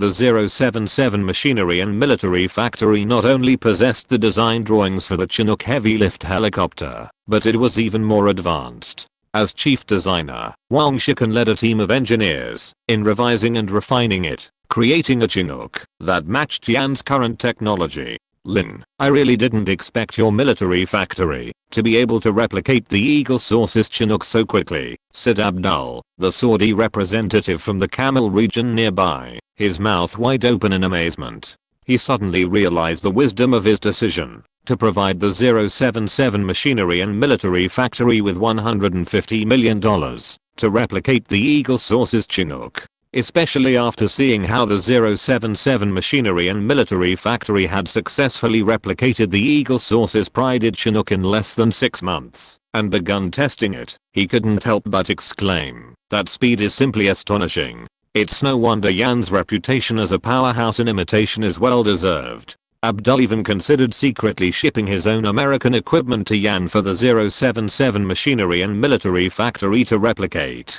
This would allow them to quickly acquire a large quantity of advanced weaponry and equipment, bolstering their military's capabilities. While it's certainly plausible, actually achieving this is impossible. Large-scale transfers of American equipment to Yan country would undoubtedly target Saudi Arabia in the Camel region, subject to accountability and sanctions. Currently, Saudi Arabia in the Camel region depends on the Eagle Source for its survival. If it offends the Eagle Source, the Camel region will undoubtedly go gap. Even Saudi Arabia, the so-called overlord of the Camel region, wouldn't dare to jump before the Eagle Source. Anyone who did would have long since been sent to see the grandmother. Lin Chenran's lips curled slightly, a hint of a smile playing across his face. He looked at the crowd and said, everyone, to avoid unnecessary trouble and confusion, we've decided to name this Eagle Source-like Chinook heavy lift helicopter the Z-20. That way, we won't have to worry about being caught by the Eagle Source. Everyone present nodded in agreement, fully aware of the Eagle Source's stubbornness. A name similar to an Eagle Source product would likely cause unnecessary trouble. Now with a new name, even if the Eagles wanted to cause trouble, the name difference would make it difficult to succeed. Z-20 Heavy Helicopter? What a nice name. Someone whispered softly. The new name was both delightful and breathed new life into the helicopter. Everyone present began to imagine the spectacular sight of it soaring through the sky, their hearts filled with anticipation. Just then, Abdul asked eagerly, Lin, I can't wait to see the Z-20 heavy helicopter test flight. Can we start the test? Abdul seemed a little anxious. After all, the helicopters currently used by the Saudis in the Camel region were far from performing well, and they wanted more advanced helicopters. When Abdul learned that the 077 machinery and military factory in Yan country could replicate the Eagle's Chinook heavy helicopters, he rushed from the Saudis in the Camel region to Yan country without hesitation, hoping to obtain this advanced equipment as soon as possible. Lin Chenran replied with a smile, Abdul, you are always so anxious. Don't worry, let's take a close look at the Z-20 heavy helicopter manufactured by our 077 machinery arsenal first, so that you can see it with your own eyes and feel its charm with your own hands. Lin Chenran said with a smile. Abdul responded quickly, okay. For the Saudi military representatives in the Camel area, the most concern is the actual performance of the equipment. So Lin Chenran brought a group of people to the helipad and observed the Z-20 heavy helicopter up close. Abdul and others finally had the opportunity to take a closer look at the Z-20 heavy helicopters and had a more intuitive and profound understanding of them. At the same time, Lin Chenran also invited Wang Shikan, the chief designer of the Z-20 heavy helicopter, to give everyone a detailed introduction to this Z-20 heavy helicopter independently developed and produced by the 077 machinery arsenal. Wang Shikan proudly introduced the Z-20 heavy lift helicopter. Everyone, this is our factory's latest development, the Z-20. It not only inherits the excellent genes of the original Chinook, but also incorporates a series of innovations and improvements. It excels in maneuverability, payload capacity, and reliability. We fully considered the demands of modern warfare during the design process, giving it greater adaptability and combat effectiveness. Wang Shikan then began to explain in detail the various parameters and features of the Z-20. The Z-20 utilizes advanced aviation materials and technologies, resulting in a lighter fuselage and faster flight speed. Its powerful engines ensure ample power output. Furthermore, the Z-20 is equipped with modern avionics systems and weaponry, enabling it to perform a variety of missions, including transport, reconnaissance, and attack. After listening to Wang Shikan's introduction, Abdul and the others nodded in appreciation. They expressed their confidence in the Z-20 helicopter, produced by the 077 machinery arsenal. Lin Chenran knew that the military representatives from Yan country and the representatives from the Camel region's Saudi country were eager to witness the flight test of their Z-20 heavy lift helicopter. He immediately signaled his test pilots to begin pre-flight preparations. Inspectors began a comprehensive inspection of the Z-20, ensuring the test flight went flawlessly. This was the first public appearance of the 077 machinery arsenal. A failure in the test flight would be utterly embarrassing. Neither Lin Chenran nor anyone else present wanted to see such an outcome. Lin Chenran turned and smiled at the crowd. Everyone, the flight test will begin in 15 minutes.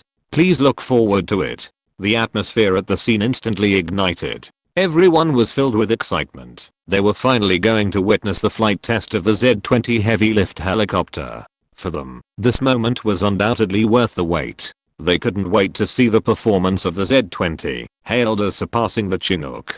The seconds ticked by, and 15 minutes flew by in a flash. After a careful inspection, inspectors from the 077 machinery arsenal confirmed that the Z-20 heavy lift helicopter had no problems and was ready for flight testing. Meanwhile, the test pilot was already in the driver's seat, awaiting final instructions.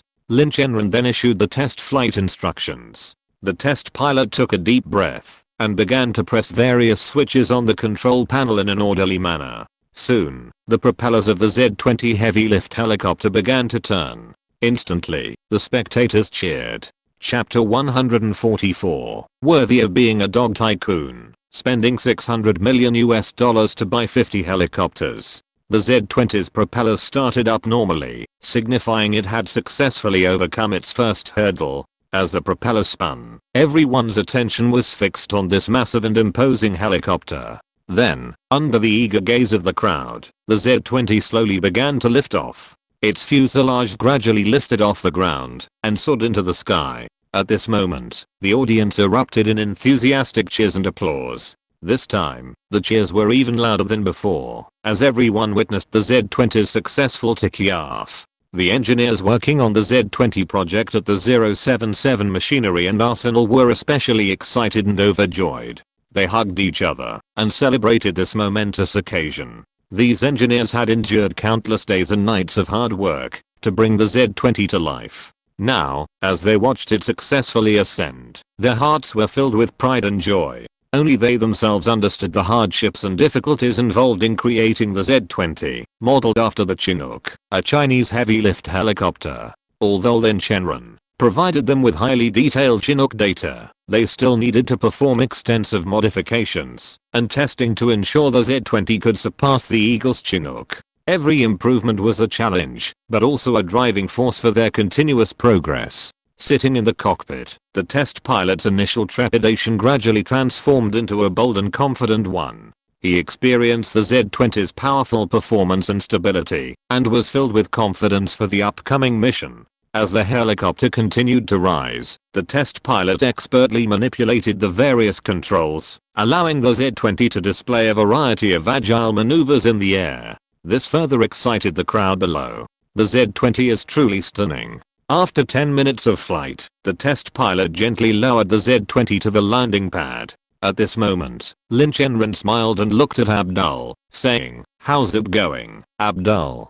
Isn't our Z-20 a formidable helicopter?" These seemingly simple words held profound meaning. Lin Chenran was showing off his country's Z-20 heavy lift helicopter to Abdul, also asking if he was interested in purchasing this helicopter, designed and developed by his own 077 machinery and military factory. Upon hearing Lin Chenran's words, Abdul's lips curled up slightly, a hint of a smile appearing. "Lin, your factory's Z-20 heavy lift helicopter is truly stunning. I can't wait to have it in our country." For a country, possessing a high-performance and powerful helicopter is undoubtedly of great significance.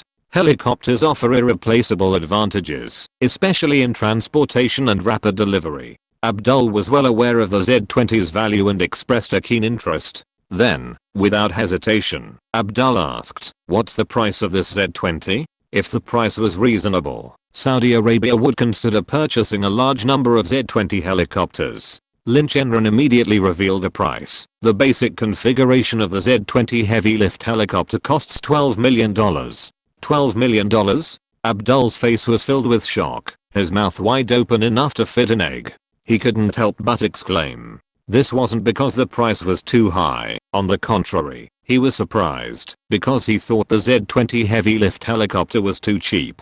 Previously, the Sudais in the Camel region had inquired about the price of the Chinook heavy lift helicopter. The Eagles had bluntly quoted a staggering $30 million. The Eagles seemed to be treating the Sudais in the Camel region as a fat sheep to be slaughtered, recklessly raising the price in an attempt to reap huge profits. Faced with such a high price, the Saudi officials in the Camel region fell into deep thought. After careful consideration, they finally decided to accept the outrageous price and pay $30 million for the Chinook heavy lift helicopter from the Eagles.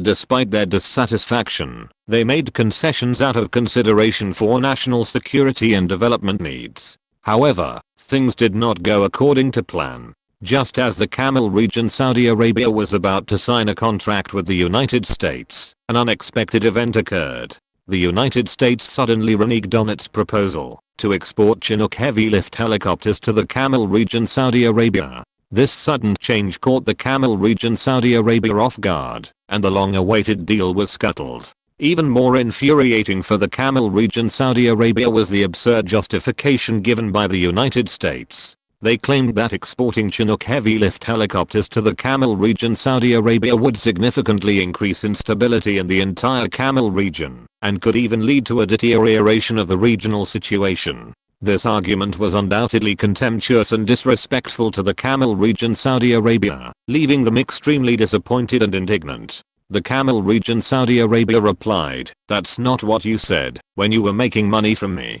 Once we import the Z-20 heavy lift helicopters from Yan State, we will no longer have to rely on the United States for helicopters." After all, they not only imported finished Z-20 heavy helicopters, but also their technology and production lines. Lin Chenran looked at Abdul, who was in deep thought, and couldn't help but wonder in his heart. The price of the Z-20 heavy helicopter is very favorable, but why did Abdul show a look of surprise? "Lin, we want to order 50 Z-20 heavy helicopters first." Abdul thought for a moment, and gave his answer. The bare metal price of 50 Z-20 heavy helicopters is as high as $600 million US.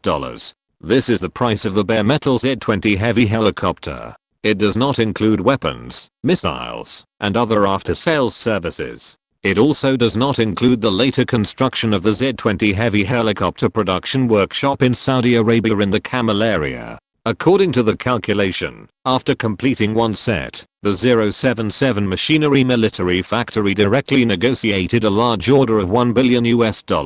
Abdul, I believe the Z-20 heavy lift helicopter will not disappoint you. You also know that our Z-20 heavy lift helicopter is an upgrade based on the Eagle Source Chinook heavy lift helicopter. In terms of performance, we crush the latter. When Lin Chenran heard that Abdul wanted 50 Z-20 heavy lift helicopters. He was extremely excited, and a bright smile appeared on his face. Hundreds of millions of dollars in revenue at once.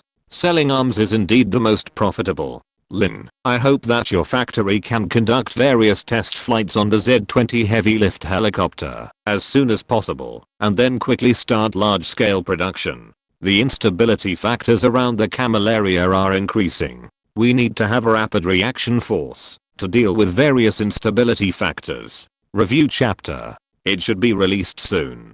Chapter 145. It's expensive for a reason. Absolutely worth the money. Abdul couldn't wait for the Z-20 heavy lift helicopter to go into production. The Luocho region was now like a giant powder barrel, poised to explode if careless. The soldiers in the Luocho region had always wanted a rapid response force capable of quickly handling problems and preventing them from becoming the spark that ignited the powder barrel.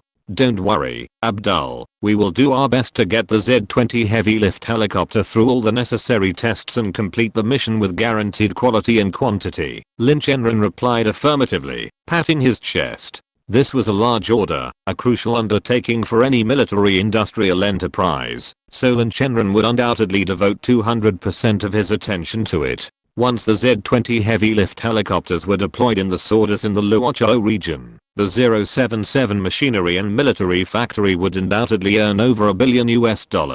This would be equivalent to 1/3 of the party dues previously paid by the Swords in the Luocho region to the Yan state military. It will take about 2 weeks for the Z-20 heavy lift helicopters to be put into large-scale production, Lin Chenran continued. This was his assurance to Abdul, and a display of confidence in the capabilities of his own 077 machinery arsenal.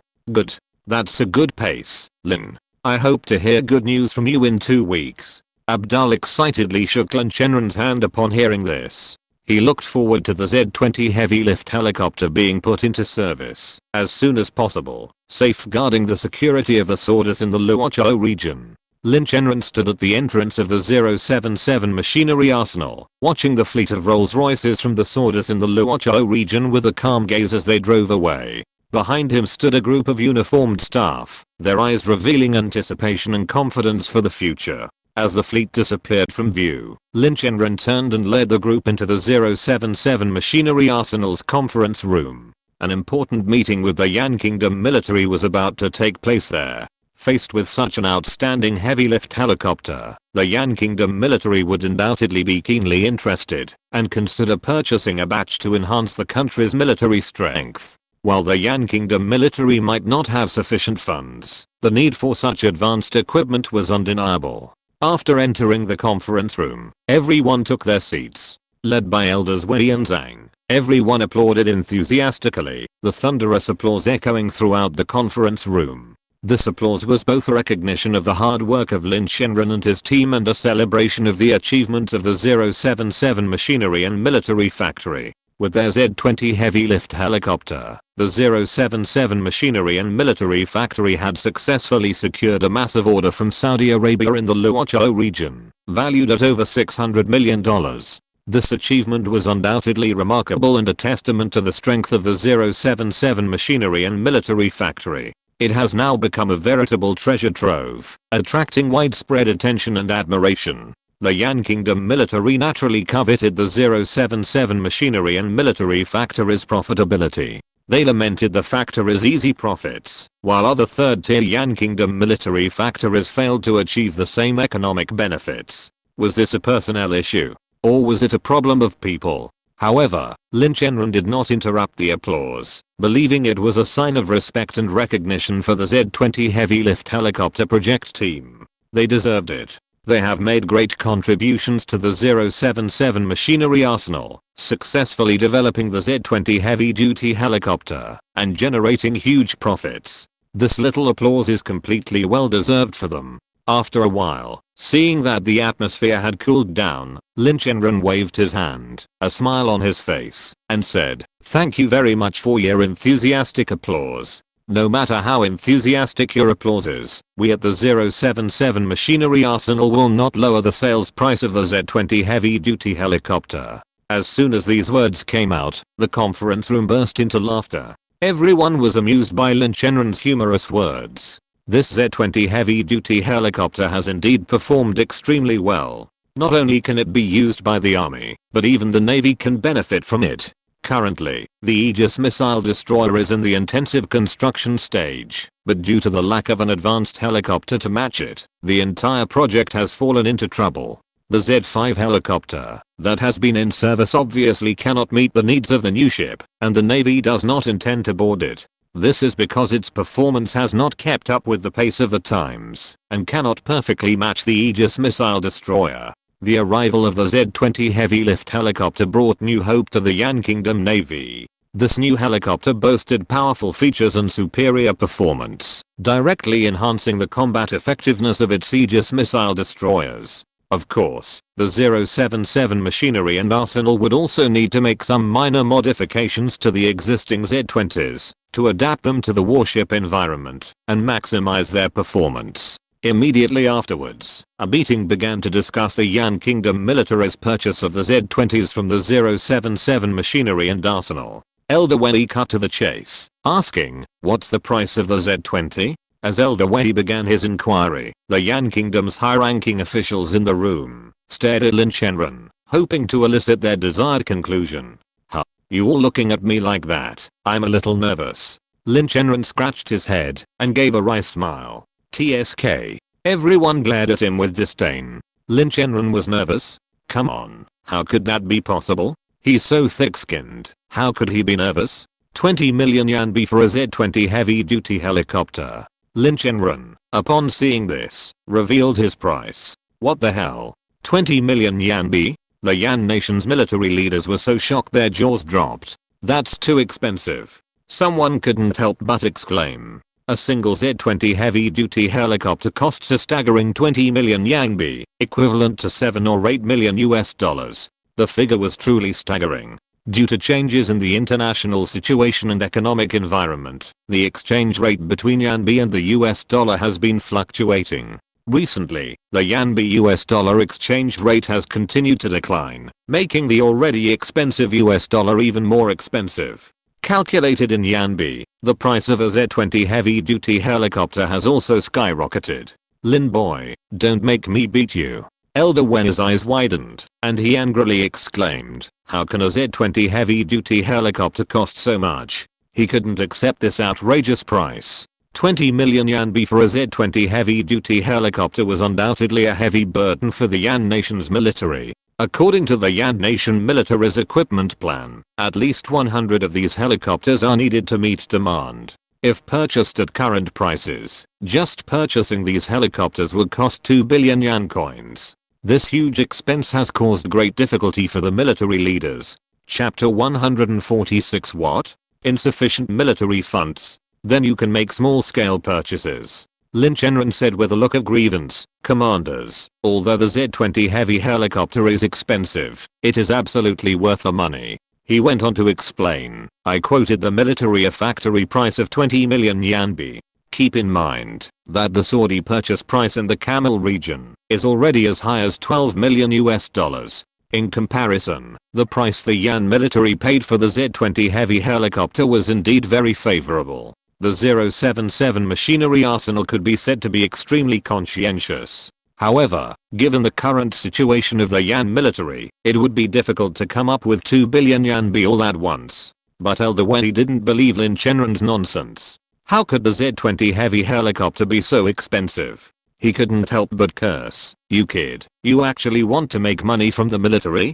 20 million yanbi for a Z-20 heavy helicopter, you really dare to ask? You eat our military vehicles. Elder Zhang, a senior naval official nearby, nodded repeatedly in agreement. The price was beyond their expectations. Lin Chenran quickly explained, Commanders, the factory price of the Z-20 heavy lift helicopter is indeed 20 million yanbi, and we are offering the lowest price possible. Our 077 machinery and military factory hasn't made any profit from you. You spent 140 million US dollars just to import the 24 Black Hawk helicopters that the Eagle Source has. Lin Chenran continued to expose the wound, and they are civilian versions of the Black Hawk helicopters. Is its configuration comparable to the Z-20 heavy lift helicopters from our 077 machinery and military factory? He spread his hands as he spoke, his tone filled with a hint of helplessness and confusion. Lin Chenran's words made the atmosphere at the scene awkward.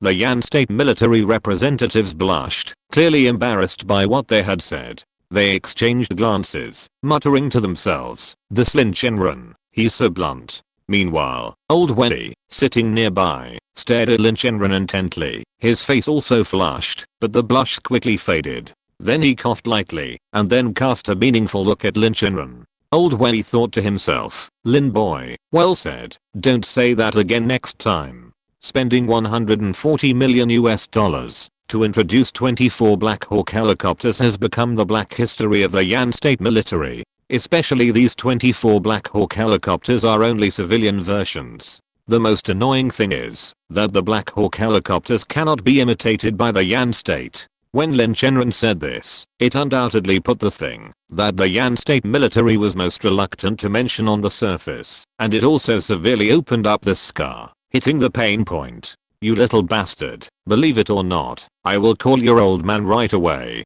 Old Zhang on the side couldn't stand it anymore and directly used his ultimate move, the great summoning technique. "Just ask you, Lin Chenran, if you are afraid."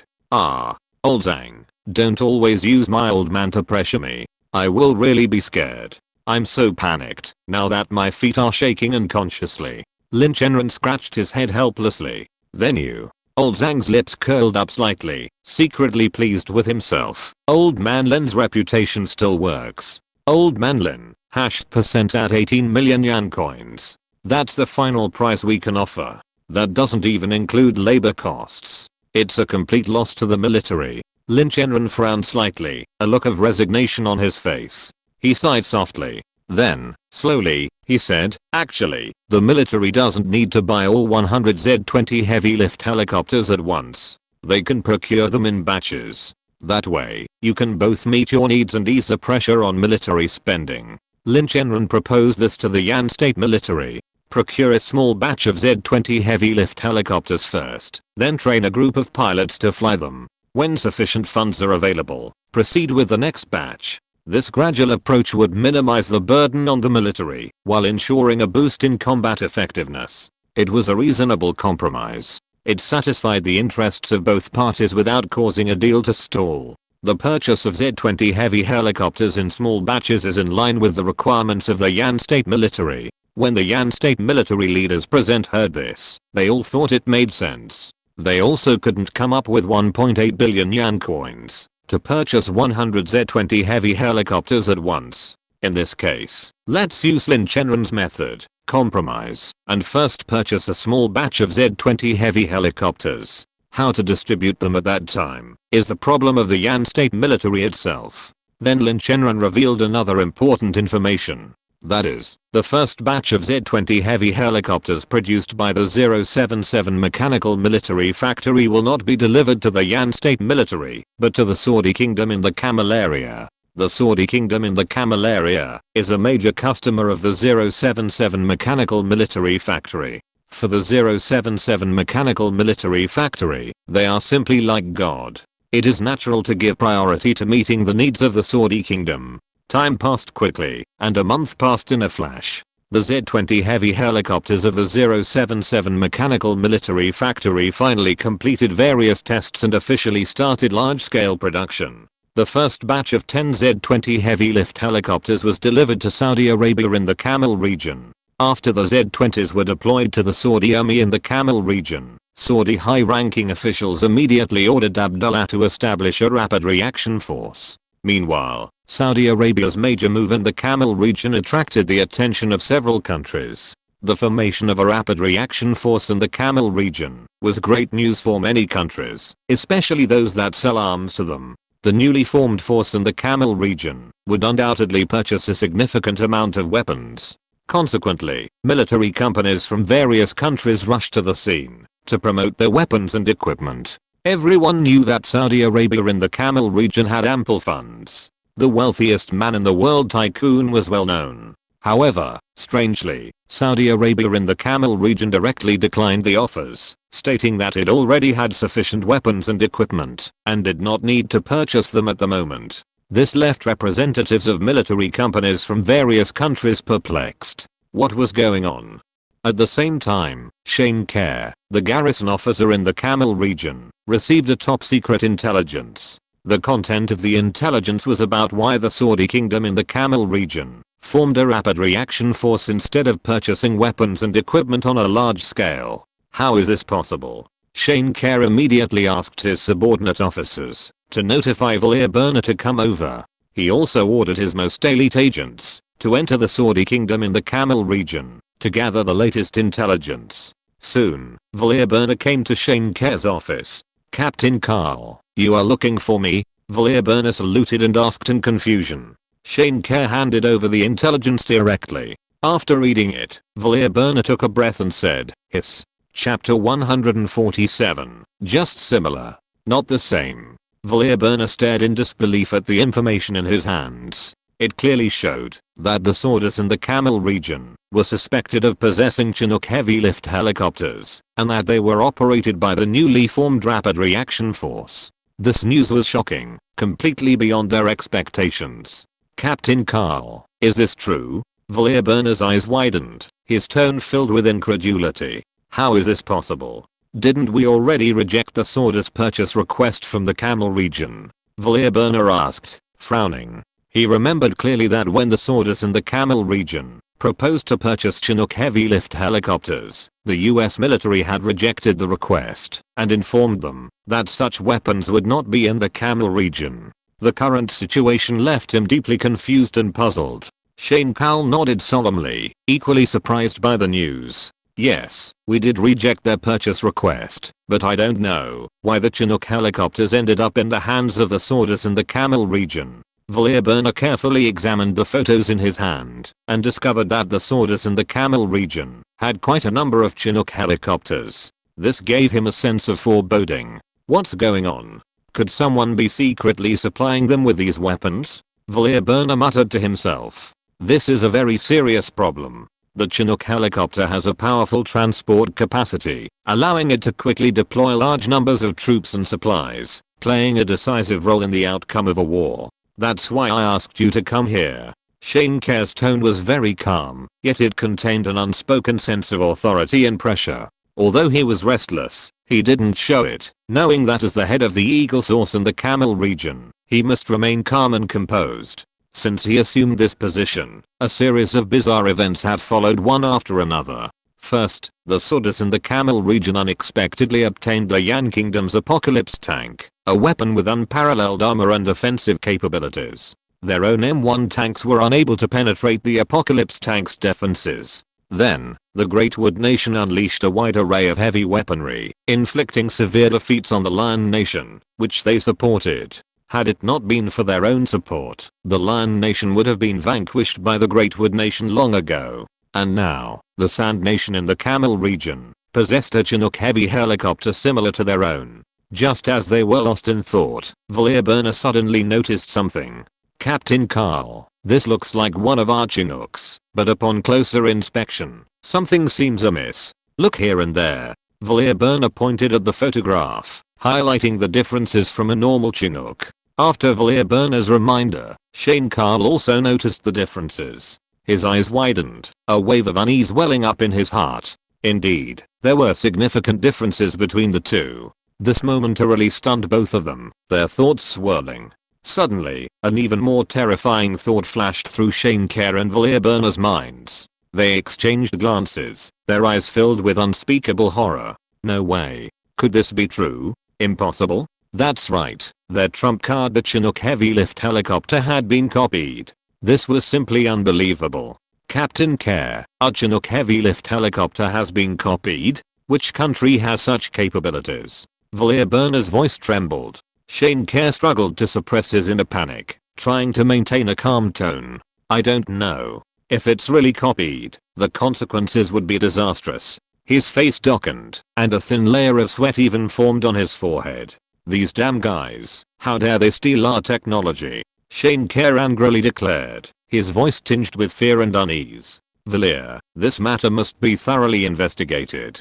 Find out which country copied the suspected Chinook heavy lift helicopters in Saudi Arabia's possession in the Camel region. These despicable thieves actually stole our technology. His eyes flashed with anger, his hands clenched into fists, as if he wanted to find the culprit. We'll make these despicable thieves pay. He gritted his teeth, his heart filled with anger and resentment towards those who had stolen their country's technology. Beneath his anger, Shane Kerr was even more worried and fearful. If this matter wasn't handled properly, his future would be impacted. He didn't want to lose his position and power because of this. Before the Eagle Source agents could launch their operation, Saudi Arabia and Yan country in the Camel region suddenly announced a crucial piece of information. Saudi Arabia would purchase 50 Z-20 heavy lift helicopters from Yan country to build its rapid reaction force. This news immediately shocked and attracted attention from countries around the world. What? The helicopters in Saudi Arabia's Camel region were imported from Yan country? Many people were surprised. Yan country's helicopter technology lagged far behind the international level. This time, Saudi Arabia's purchase decision was surprising. Then, more details emerged. Does Yan have such an advanced helicopter? Yan only has one Z-5 helicopter, and that outdated weaponry can't meet the demands of modern warfare, some questioned. Not long ago, Yan spent $140 million to acquire Black Hawk helicopters from the United States. How can they now develop a Z-20 heavy lift helicopter? What went wrong? The joint statement from Yan and Saudi Arabia caused an uproar. The Z-20's unveiling stunned the world. What was going on? Was this Yan's own independently developed heavy lift helicopter? It actually looked a bit hawkish. Upon closer inspection, the Z-20 bore a striking resemblance to the Chinook, the heavy lift helicopter used by the United States. The two were practically identical, as if cast from the same mold. This sparked a global debate. Countries speculated that Yan had successfully copied the Chinook, the most advanced helicopter in the United States. However, the Yan representative calmly retorted, "What Chinook? This is clearly our independently developed Z-20 heavy lift helicopter, just similar in appearance. How dare you slander Yan like this? This is slandering our country. You are slandering us." Even if it was truly a copycat of the Chinook, Yan officials would not admit it. This is a matter of national dignity and face. Faced with such a shameless Yan representative, the other countries felt helpless. Chapter 148, just similar. Not the same. Valir Burner stared in disbelief at the information in his hands. It clearly showed that the Sordus in the Camel region were suspected of possessing Chinook heavy lift helicopters, and that they were operated by the newly formed Rapid Reaction Force. This news was shocking, completely beyond their expectations. "Captain Carl, is this true?" Valir Burner's eyes widened, his tone filled with incredulity. "How is this possible?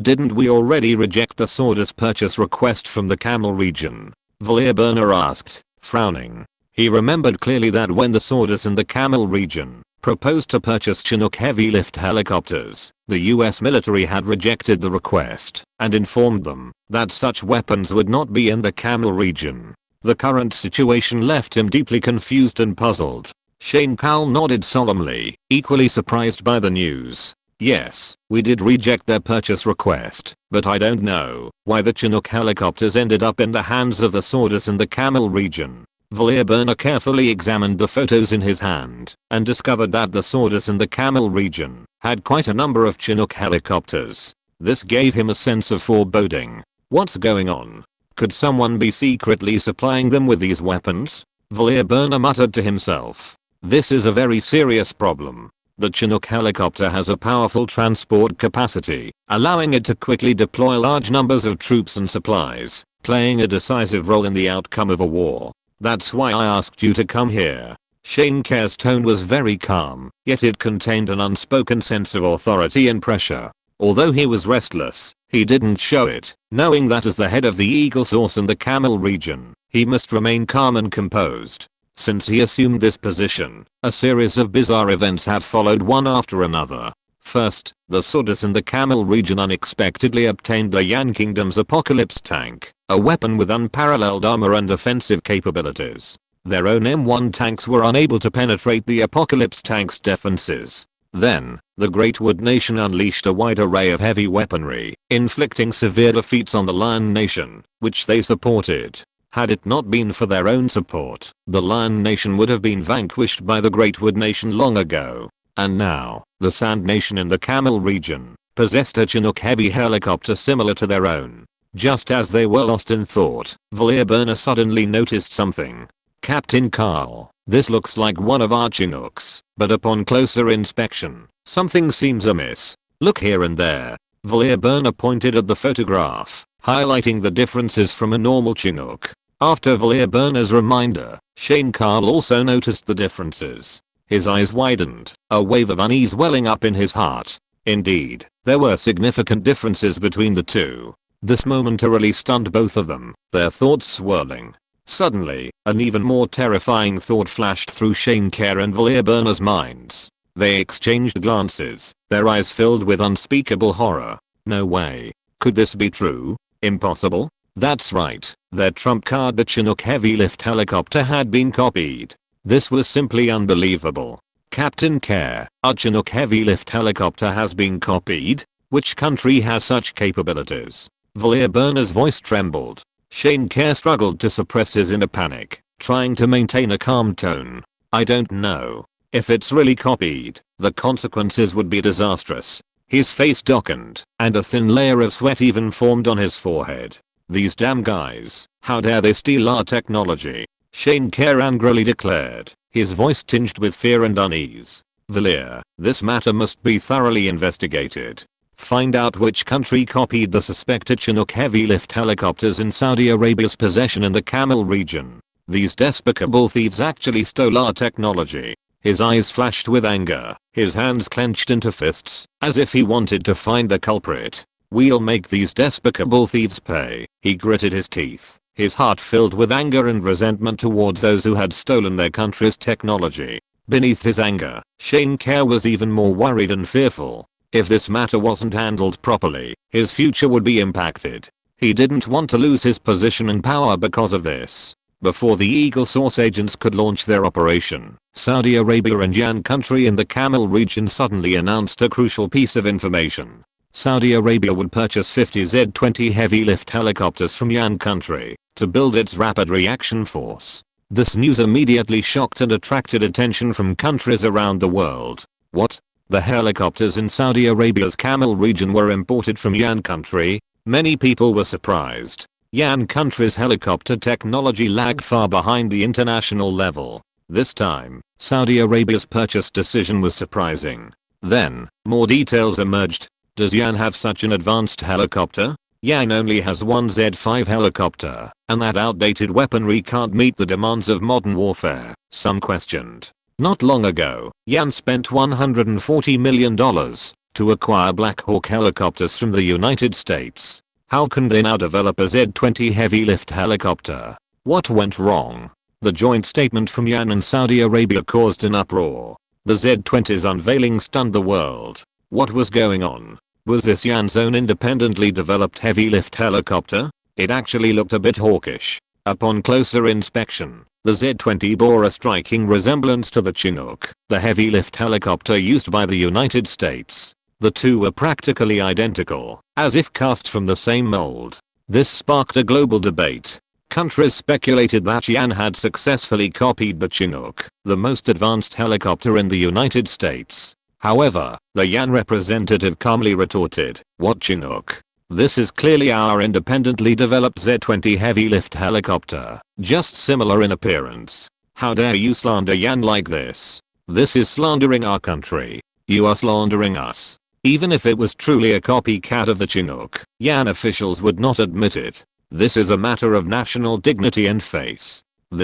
Faced with such a shameless Yan representative, the other countries felt helpless. Chapter 149 Saudi Arabia, we self-destruct the parameters of the Z-20 heavy helicopter. Meanwhile, the Eagle Source was under immense pressure back home. The task was assigned directly to Shane Kerr, far away in the Camel region, with the strictest instructions.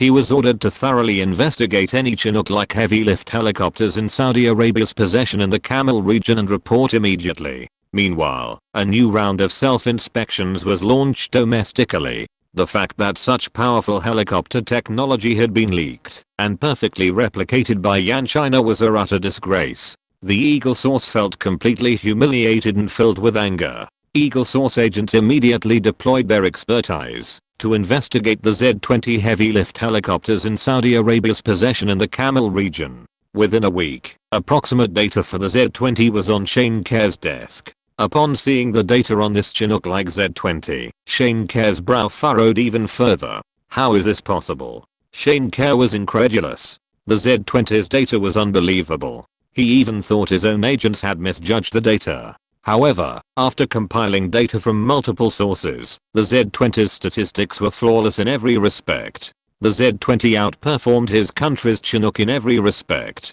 This wasn't just a copy of the Chinook, it was an upgraded version. How could Yan country possess such capabilities? This puzzled Shane Kerr. As Shane Kerr hesitated over whether to send this intelligence back home, Valir Burner knocked on his office door. A rapid knock echoed. "Come in." Shane Kerr's serious voice echoed from inside the office. Valir Burner pushed open the door. "Captain Carl, this is urgent." Valir Burner gasped. He'd actually run all the way here. Shane Kerr was puzzled. Could this be about Yan country's Z-20? Shane Kerr's guess was correct. It was indeed related to the Z-20. It turned out that the Sordus in the Camel region had directly released some data on the Z-20 heavy lift helicopter in order to prevent foreign agents from wreaking havoc in their country. Of course, this was just basic data. It was only released after obtaining approval from the 077 machinery and military factory.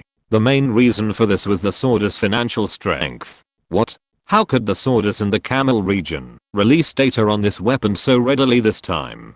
Shane Kerr was completely amazed. It was too quick. Valir Burner, standing nearby, smiled bitterly. "Captain Kerr, there's nothing we can do. If the Saudi officials don't do this, they'll be infiltrated by agents from various countries, and then even their most important secrets will be revealed. Why not just go all out and release some data on this Chinook-like Z-20 heavy lift helicopter?" Shane Kerr was instantly furious. Shit. He had been debating whether to continue digging deeper into the Yan Kingdom's Z-20 heavy lift helicopter. He didn't even need to report the intelligence back home. Some basic data on the Z-20 heavy lift helicopter was already known within the United States. Shane Kerr anticipated that someone back home would undoubtedly come forward to hold him accountable. He instructed his officers to relay the intelligence he had gathered on the Z-20 heavy lift helicopter from Yan. Meanwhile, Shane Kerr's top brass also received the intelligence Shane Kerr had relayed. Of course, other sources also relayed information. Initially, Yane's top brass doubted Yane's ability to replicate its own Chinook heavy lift helicopter. After all, Yane had only recently acquired Black Hawk helicopters from Yane. Now, in less than a year, they had copied and manufactured the Z-20. The question then arose, where did Yane obtain the technology? And where did they get the blueprints? This was an unanswerable question. It was truly bizarre. Even if Yane had stolen some Chinook heavy lift helicopter technology, it couldn't have developed a similar helicopter so quickly. However, condemnation was necessary, and justice was sought. After all, the need for self-preservation was paramount. Yan Guo's official representatives touted the Z-20 heavy lift helicopter as independently designed, developed, and manufactured by Yan Guo, not copied or imitated. The Z-20 is a genuine Yan Guo helicopter. The two sides engaged in a war of words. Neither could ignore the other. They couldn't sever ties immediately. The Russian bear still existed, and the pressure remained. Meanwhile, many countries in need of new helicopters began to take action. They sent representatives to visit Yan Guo in person to discuss the purchase of a batch of Z-20 heavy lift helicopters. The reason these countries were so eager to purchase these helicopters was simple. Previously, the United States had been reluctant to sell its excellent Chinook heavy lift helicopters. This had prevented other countries from obtaining high-performance helicopters. But now, a new option had emerged in the helicopter market, the Z-20 heavy lift helicopter, and these countries naturally didn't miss this opportunity.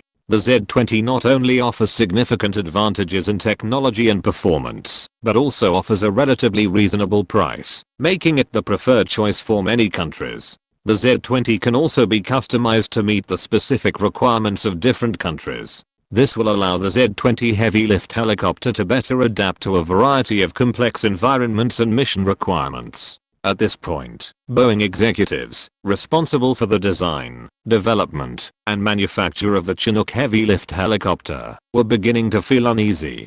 They had reached an agreement with the US military, promising not to leak Chinook heavy lift helicopter technology. This was also why, despite having reached the final stage of negotiations signing a contract, the Saudi Arabian military ultimately rejected this massive order, citing the potential impact on security and stability in the Camel region. If the Chinook heavy lift helicopter remained unsold, Boeing would undoubtedly demand compensation from the US military for its financial losses. After all, they had invested enormous manpower, material resources, and financial resources without receiving a corresponding return. Faced with this situation, the US military offered an alternative compensation plan.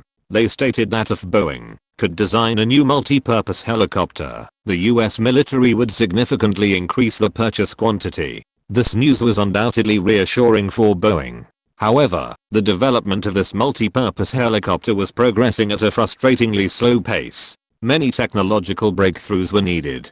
A month later, good news came from the 077 Mechanical Arsenal. Chapter 150. The Osprey multi-purpose transport aircraft was successfully developed. 077 Machinery and Military Factory was that another helicopter model had been designed and developed, and an Osprey transport aircraft had been produced, and was undergoing various testing experiments. Lin Chenran directly called Eldaway, the head of the Yan State Military's Equipment Department. "Lin, you're the type who never calls me for no reason. Why are you calling me now?" A moment later, Eldaway's hearty laughter reached the other end of the line. "Ah." Lin Chenran scratched his head. "Eldaway, another helicopter model has been designed, developed, and manufactured at our 077 Machinery and Military Factory. Testing will begin in 3 days. Would you like someone from your military to come and inspect it?" Lin Chenran got straight to the point. "What? Developed so quickly?" Eldaway's eyes widened in disbelief.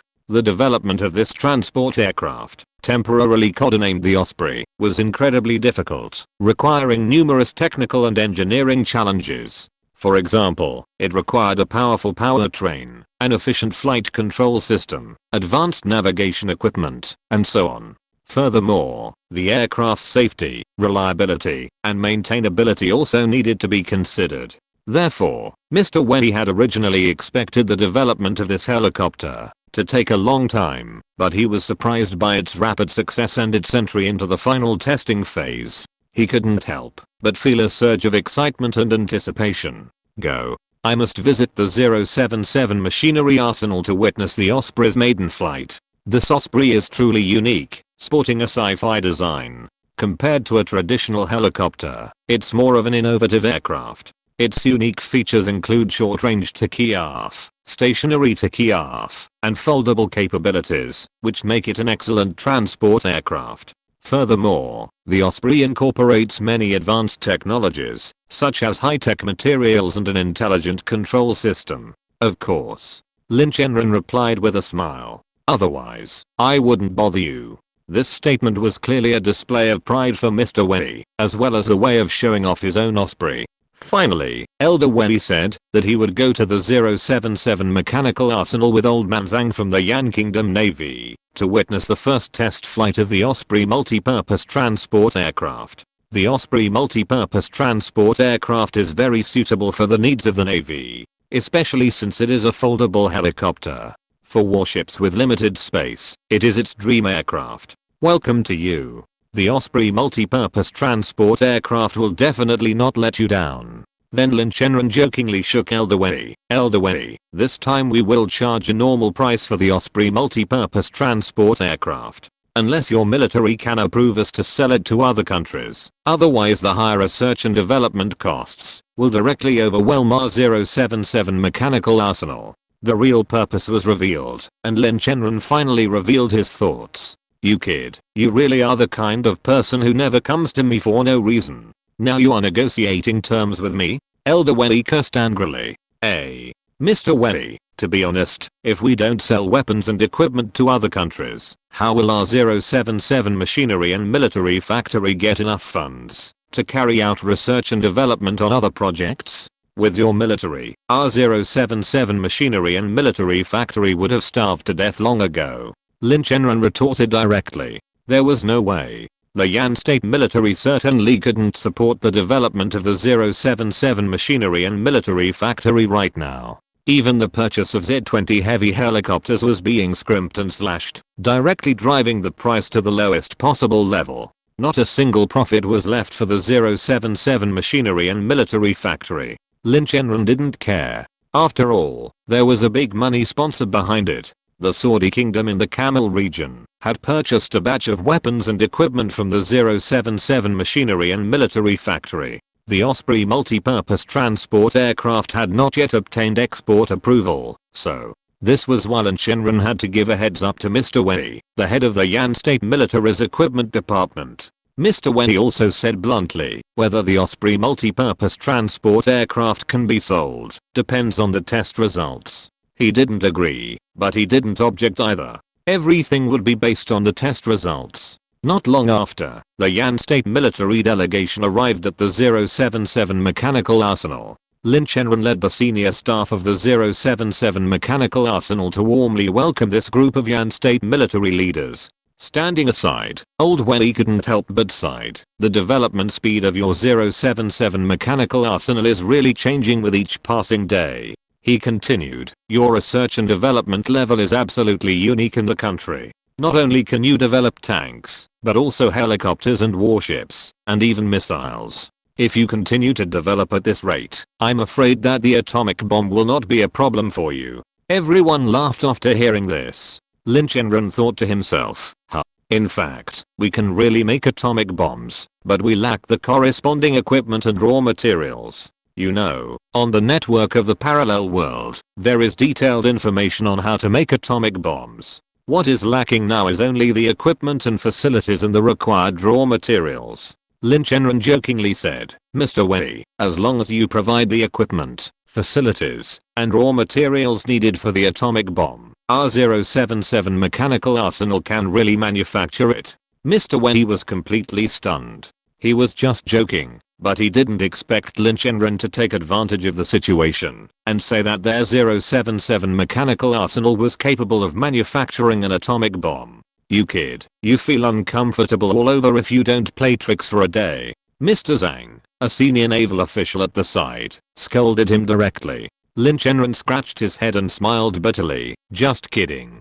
Just kidding. Mr. Wei showed a different smile. Don't joke. Wait until I go back and report to the higher ups and ask your 077 mechanical arsenal to help manufacture the atomic bomb. No, Mr. Wei, please forgive me. I really said it. I won't dare to do it next time. Lin Chenran quickly admitted his mistake. Everyone was directly amused by Lin Chenran. After everyone gathered in the conference room, the meeting officially began. This time, it was about another helicopter of the 077 mechanical arsenal, the Osprey multi-purpose transport aircraft. Next, Chief Designer Yeo will introduce us to the Osprey multi-purpose transport aircraft designed, developed, and manufactured by our 077 machinery military factory. Lin Chenran introduced Yeo Zichen, the chief designer of the Osprey multi-purpose transport aircraft, to everyone. Yeo Zichen was very excited at this moment. This was something he had never had before at the Shenyang Aircraft Corporation. There was no way Yeo Zichen had never served as chief designer at Shenyang Aircraft Corporation before. This was his first time. Yeo Zichen suppressed his excitement and began to introduce the Osprey multi-purpose transport aircraft. Everyone in the audience listened attentively to the explanation. End of this chapter. Thank you very much for reaching the end. Don't forget to like. Looking for more exclusive content and immediate access? Subscribe to our Patreon. Remember, every like, subscription, or donation encourages us to continue. Thanks to everyone. See you in the next video.